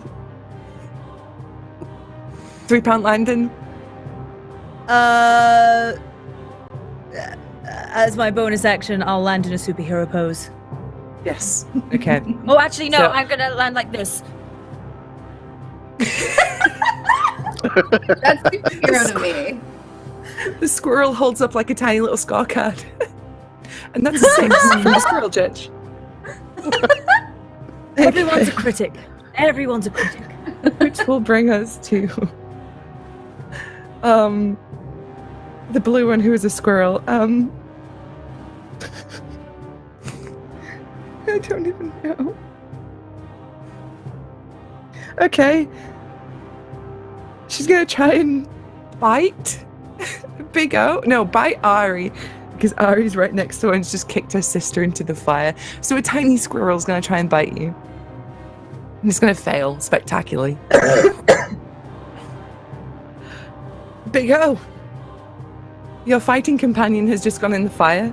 There's a tiny squirrel in front of you. Ari looks really incredible. Behind you is the big lady, but she's something weird about her right now. So he kind of glances over, gets an assessment of the room. He sees the little squirrel, thinks it's looking quite delicious, so he's going to reach down and try and grab it with both hands to Okay. strangle it. Okay. Roll me an attack. 13 plus 4, 17. Yeah, that'll hit. Roll me damage. This would be unarmed. Oh, we'll just say it's your strength modifier then. Strength modifier 4. 4. Okay, so you pick up this tiny squirrel and you just break its little neck. As you do, it bumps back into the hag and she looks pissed. Well, now that she's not a tiny little squirrel anymore, I think I'd like to reach out and try and strangle her now. Okay, As a- you're going to use as an a action hag. surge? Because it was your well, action to kill the squirrel. You get 2 attacks on my turn, right? That is true, yes, you do, of course, yes, sorry. So I'll try and grab the now non-squirrel lady and try and grab her by the throat, almost like the mountain, if you've seen Game of Thrones, trying to on the eyeballs. 19 plus 4 is 23. I'll hit you. Oh God. So Okay. I guess would that just be unarmed at that point? Yes. Unarmed is 5. 5. Okay, nice. Some damage has been dealt to Florence, and she's unhappy. Is there anything else you want to do? Do you want to move? Anything like that? Well, since I tried to grab her and snap her little squirrely neck, and then she popped back out, and now I've reached out and kind of grabbed her by the face. Would that be considered maybe like a grapple against her, or is it just like a squeeze and then let it go? It was like an attack, a squeeze and let go. If you want to grapple her, that would be like a full action to grapple. Sure. We'll go ahead and do. Is it Oh no, I don't think I can do that. Never mind. So we'll just pop her in the eyes real quick with my thumbs. Just kind of growl a little bit. All right, Bryn, you're up. All right. I am going to shoot the one that just became human. Actually, wait, is the one in the fireplace still alive? She is, but she looks really, really like perhaps on her next turn she will take fire damage and die in there. Okay, all right. I will attack the one that just became human again. Then I will shoot her. Solid. God. Oh! Let's go. Oh, of course it's only 9 damage, but still. Hey, damage is damage. Yeah, I'll take it. Nice. And then I'll attack again. This is 19 hits, yeah? Yep. Nice. And that's another 9 damage. Hey. Okay. Nice. With my bonus action. No, that is my bonus action. Never mind. Okay. I'm dumb. All right. Marzipan. All right. He is going to try to bite the one that I just attacked. All right, let's go. 15. Nope. All right. He is going to try to claw her. 18. 18 hits. 5 more damage. Nice. Good job, Marzipan. A boy. All right. Which will bring us to Muriel's turn, who is going to just die in the fire. She's screaming and she's flailing, and you see it's like she tries to claw her way out, but she realizes that this is the end, and she just goes, "Ah, fuck," as she burns to death. Has got us. Pitch the other ones in. Okay, which will bring us to Niva. I am going to do the bite from my thumb and flick this drop of blood up, and from the blood the iron is going to ignite, and I am going to look over towards Big O and say, okay, Big O, and cast Enlarge on Big O. Oh shit. Biggest Okay. low I've ever seen. So boy. I'm dropping Crown of Madness. Okay. So Crown of It's going Madness to is become the dropped now. biggest O ever. So you double in size. Capital O. You double in weight. Yeah, capital O. You have advantage on strength checks, saving throws. Your weapons grow to match your new size, and you do an extra 1d4 of damage every time damage. So, I like the sound of that. Big O, you just feel yourself get big, and you're like, fuck yeah, as your head goes through the roof. A pair of arms just appear through the roof as he flexes. Nice. The roof's already torn down a little bit anyway And- from when I fell through earlier. Yeah. Just gonna bring the rest of the house down. All right, And which that will is bring my us. turn. Sweet, that brings us to Finbar. Come on, Finbar. Come on, one round. I'm just not sure if there's anything I need to do now with Big O over here. I'll try shooting this yellow woman for the third and what's likely to be the final time. That's 24. Yeah. You got Alright, it? then. Let's see what I do in terms of damage. It is a d6 plus 3. Ideal. No, not that at all. Ideal. In fact, 8 points of damage to her. Nice. How about you? And you shoot her and she That's goes, all. "Oh, Betty." She starts to cry.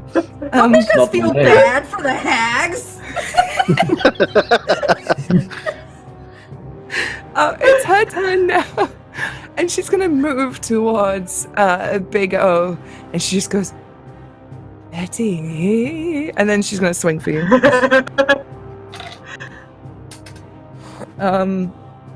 19 hits, yeah? Yeah, that's a hit. Okey-doke. You take 6 points, nope. 10 points of slashing damage. All right. She claws at you. She seems pretty happy with herself. The tears are drying. Ari, you're up. The smell of burning hag fills your nostrils. It's good. Okay, I guess. Is Blue's no longer a squirrel, but Blue is still a squirrel? Blue is no longer a Blue's not squirrel. Blue is no longer a squirrel. Having just landed in my dramatic pose, Mm-hmm. Ari is going to decide to use said dramatic pose Mm-hmm. and try to make the blue person feel even more dramatically depressed about Betty by performing a dramatic sonnet about Okay.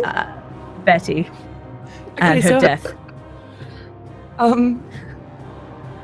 Roll a Oh, Betty, performance dear. check. If you Okay. beat a DC of, let's say, 14, you will impose disadvantage on Florence. Ooh. Okay. My grandma's name was Florence Betty. And so right They're close to home. now, I'm like, this is my grandma. I am killing my own grandma right now. Sorry, Nan. What is I got a roleplay for 21, it? Nan. You're proud of me now, now? You successfully impose disadvantage. But how do you do this? Yes, ma'am. Now tell us how you murder your own grandma for us, please.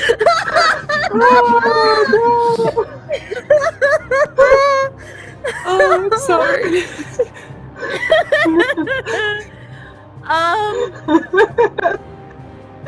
As she weeps, like, how do I perform? Is this how I perform? I will start going into a bit of a eulogy of, oh, Betty, so crooked in nose, so full of flies, so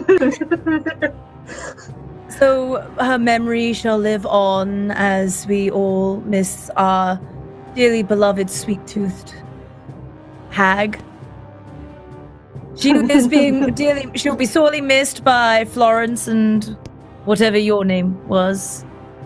Oh, you really didn't like it, man, did you?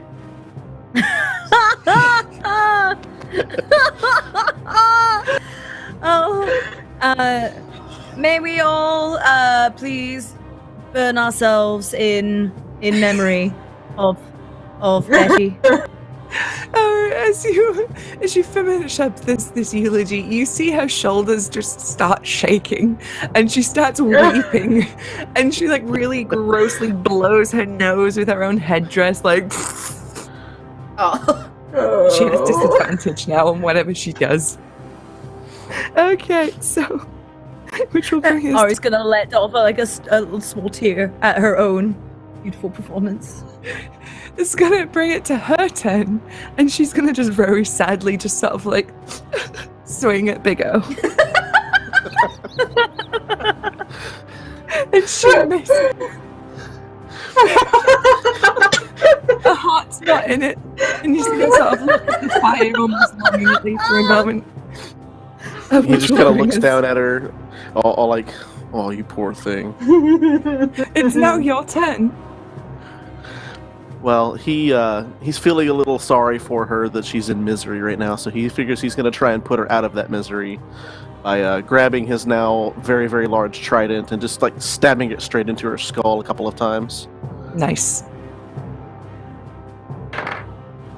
With a net 1, so he definitely won't do it the first time. Maybe he's just Ooh. feeling overly remorseful for the situation. It's a very sad scene. It really is. No? It's tragic. And, It became tragic around the time Madame Gandalf said that her nan was named Florence Betty. Sure. Any coincidence? and the second one's going to be a 17. 17 hits. All right, so Stab So- Madame She was my Gandalf's best nan. Stab her. Yeah. She was my best friend.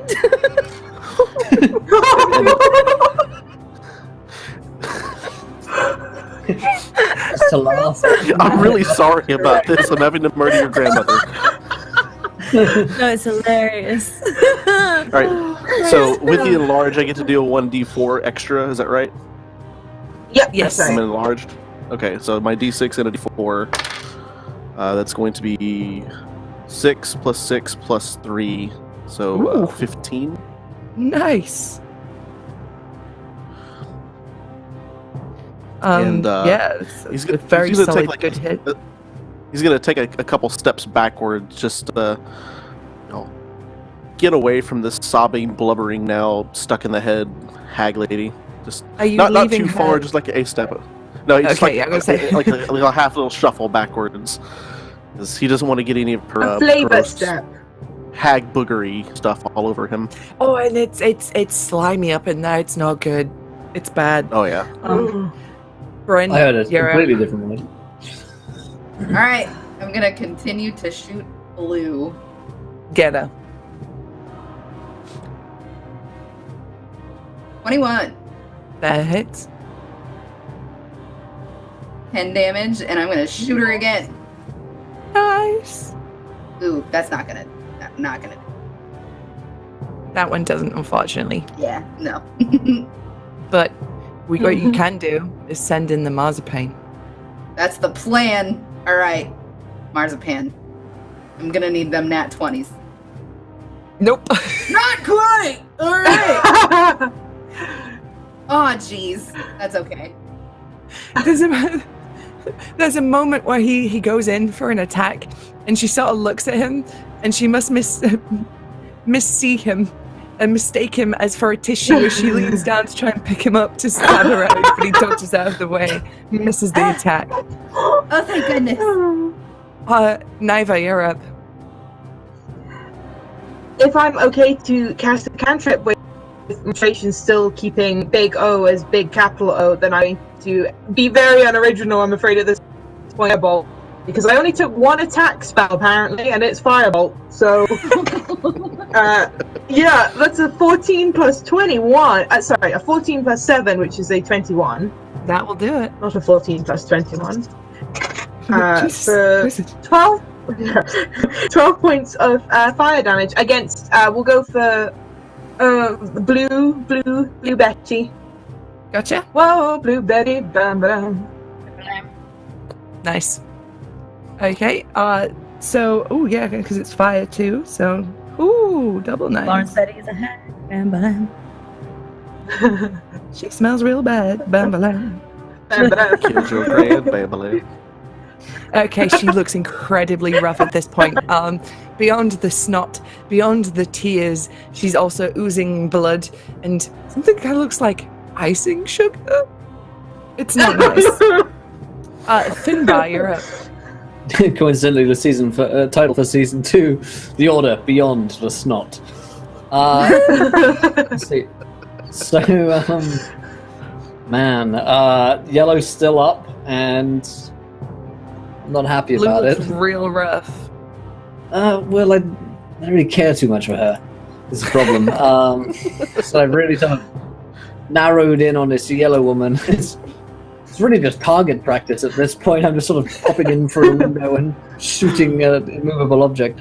But still somehow missing. A 19 to hit. 19 will hit. That'll be 7 points of damage. Got another one! 2 for 7 points 4. of damage. Hit 50% of the time, 100% of the time. Okay. Which will bring us to her turn. And she's still just fixated on capital O. She's having the best time of her life looking at him. She's going to try and hit him. 12? That's a miss. Betty is a... Nope, not Betty, the other one. She's a simple woman, and she is apparently blind. It's the basket on her head. She can't see. Ari, you're up. So she's currently blind and can't see, you say? No, she just... It's because I missed. Oh, okay. Well, what I was hoping is maybe I could guide her to the fire with Betty. Okay. Like, suggest that, it's a tough time, and maybe you should all just go together. Okay, so... And I'll Formation really is the answer. What we'll do is roll a persuasion check. We'll see if you Okay. can persuade this hag to self-immolate. This is my proficiency. So fingers crossed. I think a 27 might do it. So you take her hand. Kill This is yourself. the yellow one, right? Which one are you targeting, blue or yellow? It was blue that I made depressed before, wasn't it? It was, yes. So I'll go for blue. you take her hand and you gently lead her towards the fire, which means, Big O, you do get an attack of opportunity while this is happening. It's like an angel of death that he is, just leading these old women to their death. Come on, love, it's time for you to go. Off we go. So as an Eldritch Knight, I do have the opportunity as a Warcaster to cast a spell instead of using a physical attack. So as one of my spells, I'll do Burning Hands. Mm-hmm. And she's got to make a Dex save of 11. She fails with a 2 on Oh, the dice. So that's 3d6 fire damage for her. So let's Nice, see, nice. grab my d6s. And does the opportunity attack also get the +4 since I'm huge? It's your damage. No, I think it's just a melee weapon. Yeah, it's melee, Yeah. Okay. So, no plus before. All right, 4, 6, and 3, so 13 fire damage. How do you want to immolate this hag as she's being led away by Ari? So, as big as I am, just kind of standing slightly aback from them and allowing Ari to lead this blubbering, bleeding, icing, dripping, snotty old lady to the fireplace. I just kind of put my hands out, almost like I'm going to touch her, and then just Okay. light her up like a Roman candle. So for a second, you can't see because she's wearing a headdress that is growing increasingly snotty. Her eyes almost light up as if she's being shown one last moment of compassion before it clicks. Oh no, this is fire! And she just goes, oh, she just floats down into ash around you. I forgot this was a flame. Okay. Oh, God. Fire, and why does it? What's the word? Burn. It's her gone. When's it my turn? All right, so Big O, it is now your turn. You have someone behind you who's kept trying to hit you many, many times during the course of this battle. Every Well, time. he is going to, after he's done lighting up this other one like a very, very rotten old Christmas tree at this point, he's going to turn around and just kind of look at her, and with his now immensely huge hands, just going to attempt to grab her and throw her into the fire after then says, "Off you go, lady!" and just chuck her up there. Roll a, we'll use this as like a grapple. So if you succeed the grapple, you can throw her. So it will be a contested athletics check.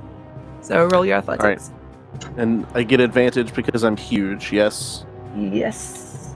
I think you do. Let me double check. I believe so, yeah, because he's massive. Yeah, on strength checks, and an athletics is a strength check. So yeah. It is. Whatever happened to respect your elders? Huh? Alrighty, here we go. Let's see. I send every arrow with respect, William. A 15 plus 7 for the athletics check, so 22. I rolled an 18, so she sort of tries to contest you and wrestle you for a minute. And she's going, Betty. But you pick her up and just into the fire. Just a big yeet, and there she goes. And then you dab. Then you dab. Eat this witch empty. This witch empty. Dab. Yeet. I can't believe I just dabbed on the internet. I'm sorry. No, I'll do that again. Forever. I did it all the time. What? There forever.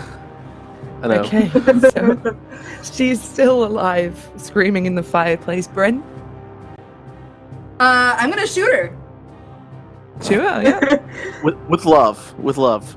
with respect, not love. All right. Oh, whatever. My love is reserved for Ivan. All right, the first one definitely misses. Misses, I'm gonna no. go again. Oh, that one misses even worse. Yeah. Yes. Also, I forgot she is prone in this fire. Like her legs are sticking out, but her head's in it. So you would have disadvantage on shots because she's prone. But it doesn't matter. You okay. get hit. So Okay. just need to remember that because she's prone. Okay, Mezpan, however, would get advantage on her because he is in melee. Okie doke. Finally, he bites her. He did it. Yay. Okay. That's 5 damage, and he's gonna claw Nice. at her too. Nice. Oh, I did not roll with advantage. Do you want me to just roll one more? Yeah, roll another one. Yeah. Okay. Doesn't matter. Unfortunately not. But he did get a point on the board. Did bite her. He got it. All right. Okay. Which will bring us to Niva. I'm going to come closer to the house. I feel relatively safe at this point. Mm-hmm. And yeah. No, I'm gonna have a bit of fun, I think. So I'm going to drop enlarge reduce, sorry. You shrink back down to your normal size. And Okay, I'm going to think it's big cast enough. I'm going to cast Melf's minute meteors. And These 6 tiny glowing meteors just kind of like rise up from the ground around me, and I think I can only send one at a time. 1 or 2, so I'm going to send 2 of the meteors to her, and she has to make a dexterity saving throw? I mean, she's prone, so it'll be disadvantage. Yeah. Oh, I rolled a 20 and a 1. Oh, I'm almost sorry for her, but she's going to take 4d6 fire damage now. Oh, God. I'm almost sorry for her, but she's going to take this damage now. Oh, she's going to fucking get burned. Now she must die. So it's a 6, a 4, 14, and then a 5, 15, and a 3, 18 points of fire damage as these 2 Nice. meteors just explode onto her. She is very upset by this. That's fair. Yeah. All right, Finbar. Relatable and understandable.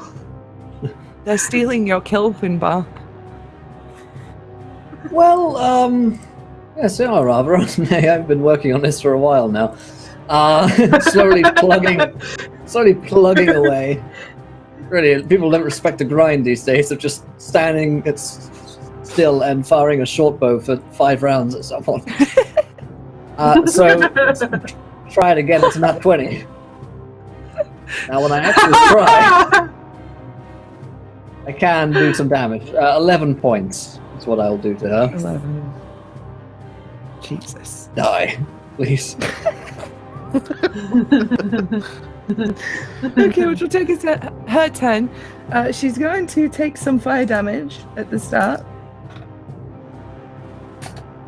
Oh, fuck.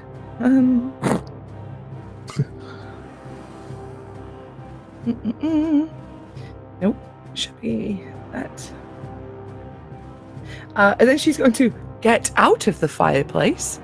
And she's going to turn and she...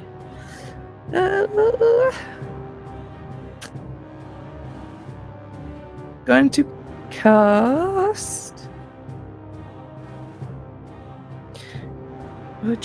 One second.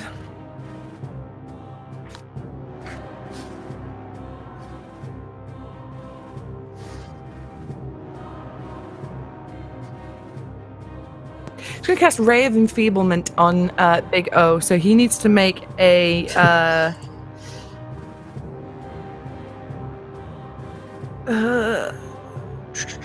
Oh no, I need to make a ranged spell attack. Never mind. 1 second. Nope. Never mind. She's going to stand there and point, and nothing will happen because she's useless. Ari, it's your turn.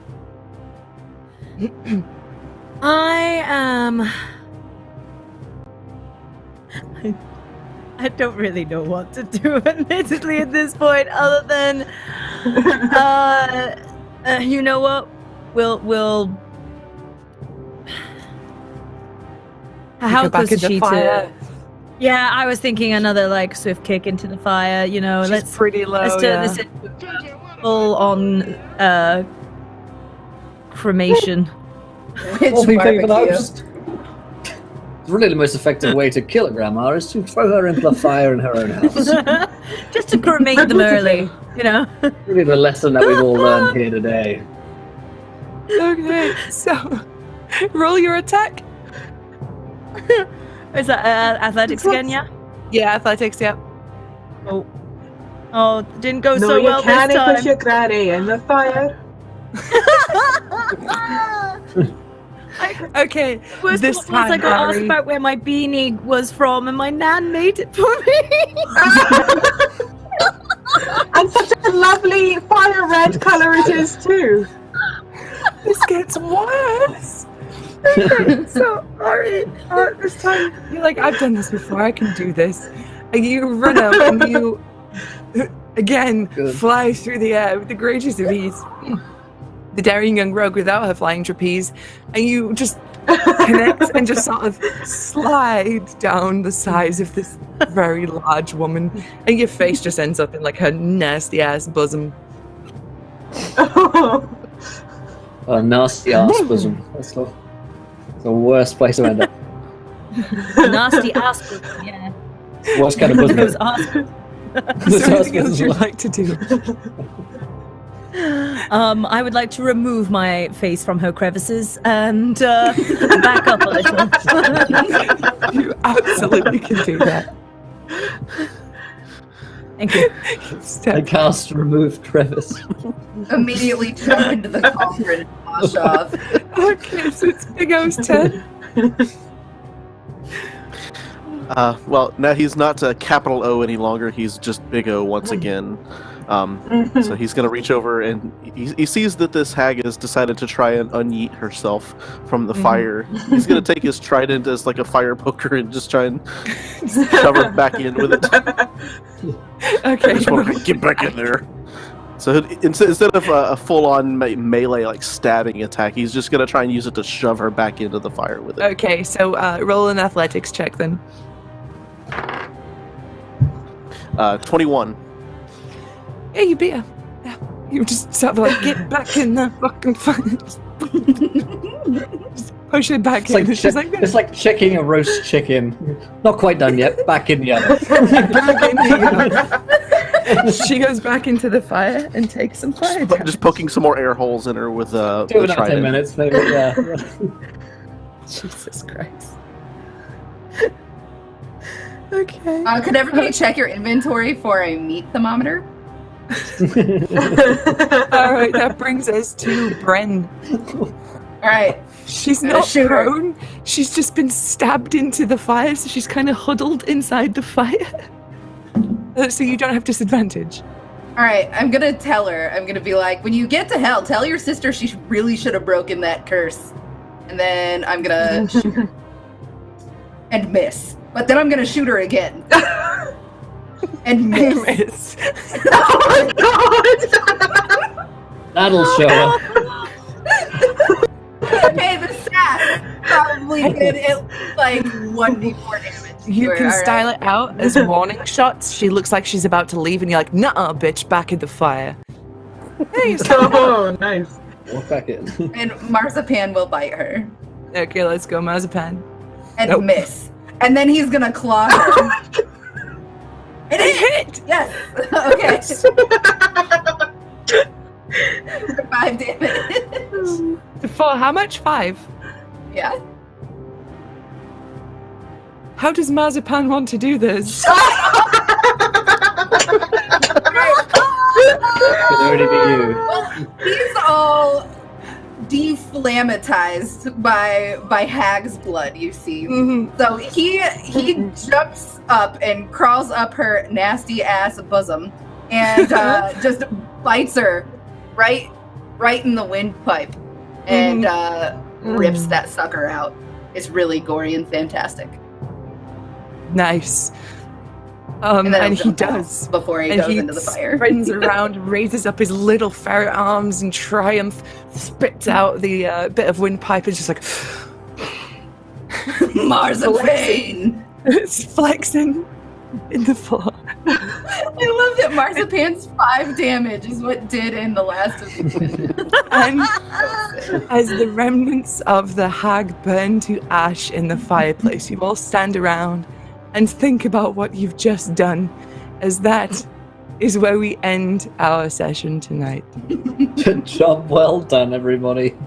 Burned alive. Very old grannies. So wait, Granzel and Hettel are dead on the floor? Yeah. Okay. Thank I God would we like tied that to up. I wasn't going to be able to If sleep all possible, next week.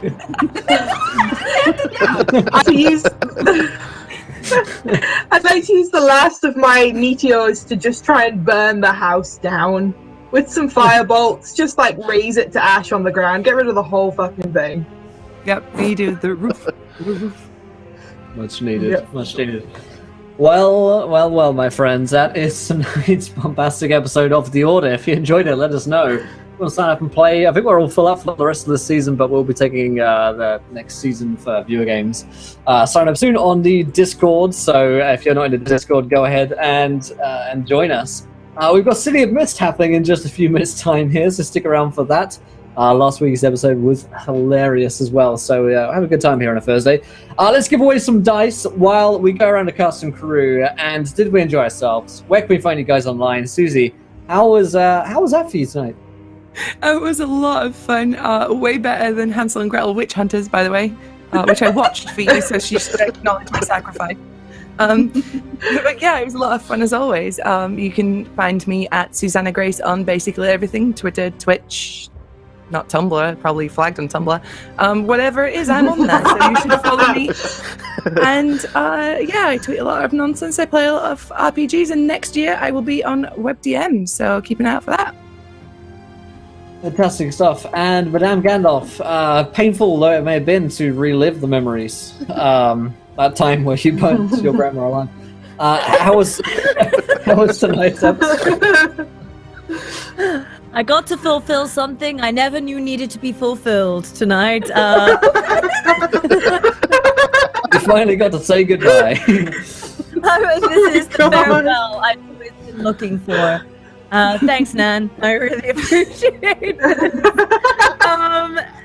Yeah, this was beautiful and ridiculous as always. I'm out of words, really, when it comes to today.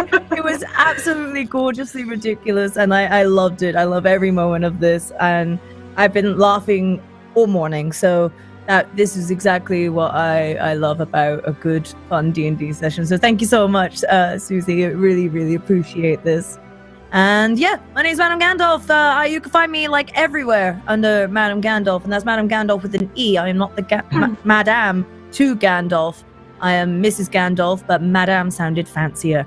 So yeah, we do a little bit of everything: cooking, D&D, gaming, singing in the shower. You name it, we probably have done it at some point. So come by the Green Dragon and have a drink on me. Cheers. Fantastic stuff. And Doxy, how was that tonight for Bryn? These just keep getting better and better, and I just want to say thank you, Susie, for being amazing all the time. Legit. If everybody could just, yeah, Susie, everyone.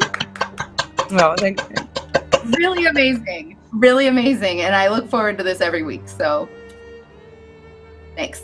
Also, yeah, I'm Zero Doxy. Follow me and stuff. Good advice. Awesome. Let's see, man. Yubi, how was that for you tonight? That was absolutely fantastic. I'm just so sorry about the technical difficulties on my end. I felt like that newscaster, you're watching, but it's like, over to you in the studio, and then there's like that 3 seconds and then they go, and anyway, so sorry about that. No, it was super good fun. I DM a lot. I DM a podcast called The Mortal Path, which you can find me on. So it's such a great chance to get to play. And Susie, what an incredible DM. A fantastic story. Thank you so much. It was so super fun. You can find me on Twitter at UzBadUbi, which is UZBADYUBI. And yeah, thank you for letting me. I had such a blast. Thank you. Awesome. Thank you. And Deutsch, how was that tonight for you, my friend? That was a lot of fun. I've been running a homebrew campaign as the DM here at my house every couple of weeks or so when we get the family together, but I've never had a chance to play as a character, so it's been a lot more fun actually seeing how it's like to fit into the shoes of a player. But I'm Deutsch Amerikaner. You see down here, the Dice Habits. That's my Twitter and my Instagram handles. You can find me posting random memes about the internet and D&D, and retweeting a lot of the stuff from the Encounter Roleplay group because I love you guys. You can also follow me at twitch.tv/DeutschAmerikaner, where I stream Skyrim right now, Pro Evolution Soccer, and sometimes when I get a chance to, my own D&D homebrew stuff. So, see you there. Awesome, awesome. Oh boy, well, that was certainly an episode. We're going to need to take some time for the next session to really think about exactly what we've done. I think out of the episode of the Order, that is the one that we've probably done the worst things. So I don't know, man. Certainly saying something. Some We've of the done worst. some pretty horrible shit. Some of the worst things, at least. Yeah. We sacrificed our own in the 13 Ghosts episode. Oh yeah, we did kill one of our. Yeah. Well. Yeah, that was the whole thing. But hey, who's counting? We've got City of Mist coming back next on the show here, so stick with us on the Encounter Roleplay for the next show. We'll draw these dice winners in a second. But until next time, try not to roll too many nat ones because we want to be here laughing when you do. Good night, everybody. Bye!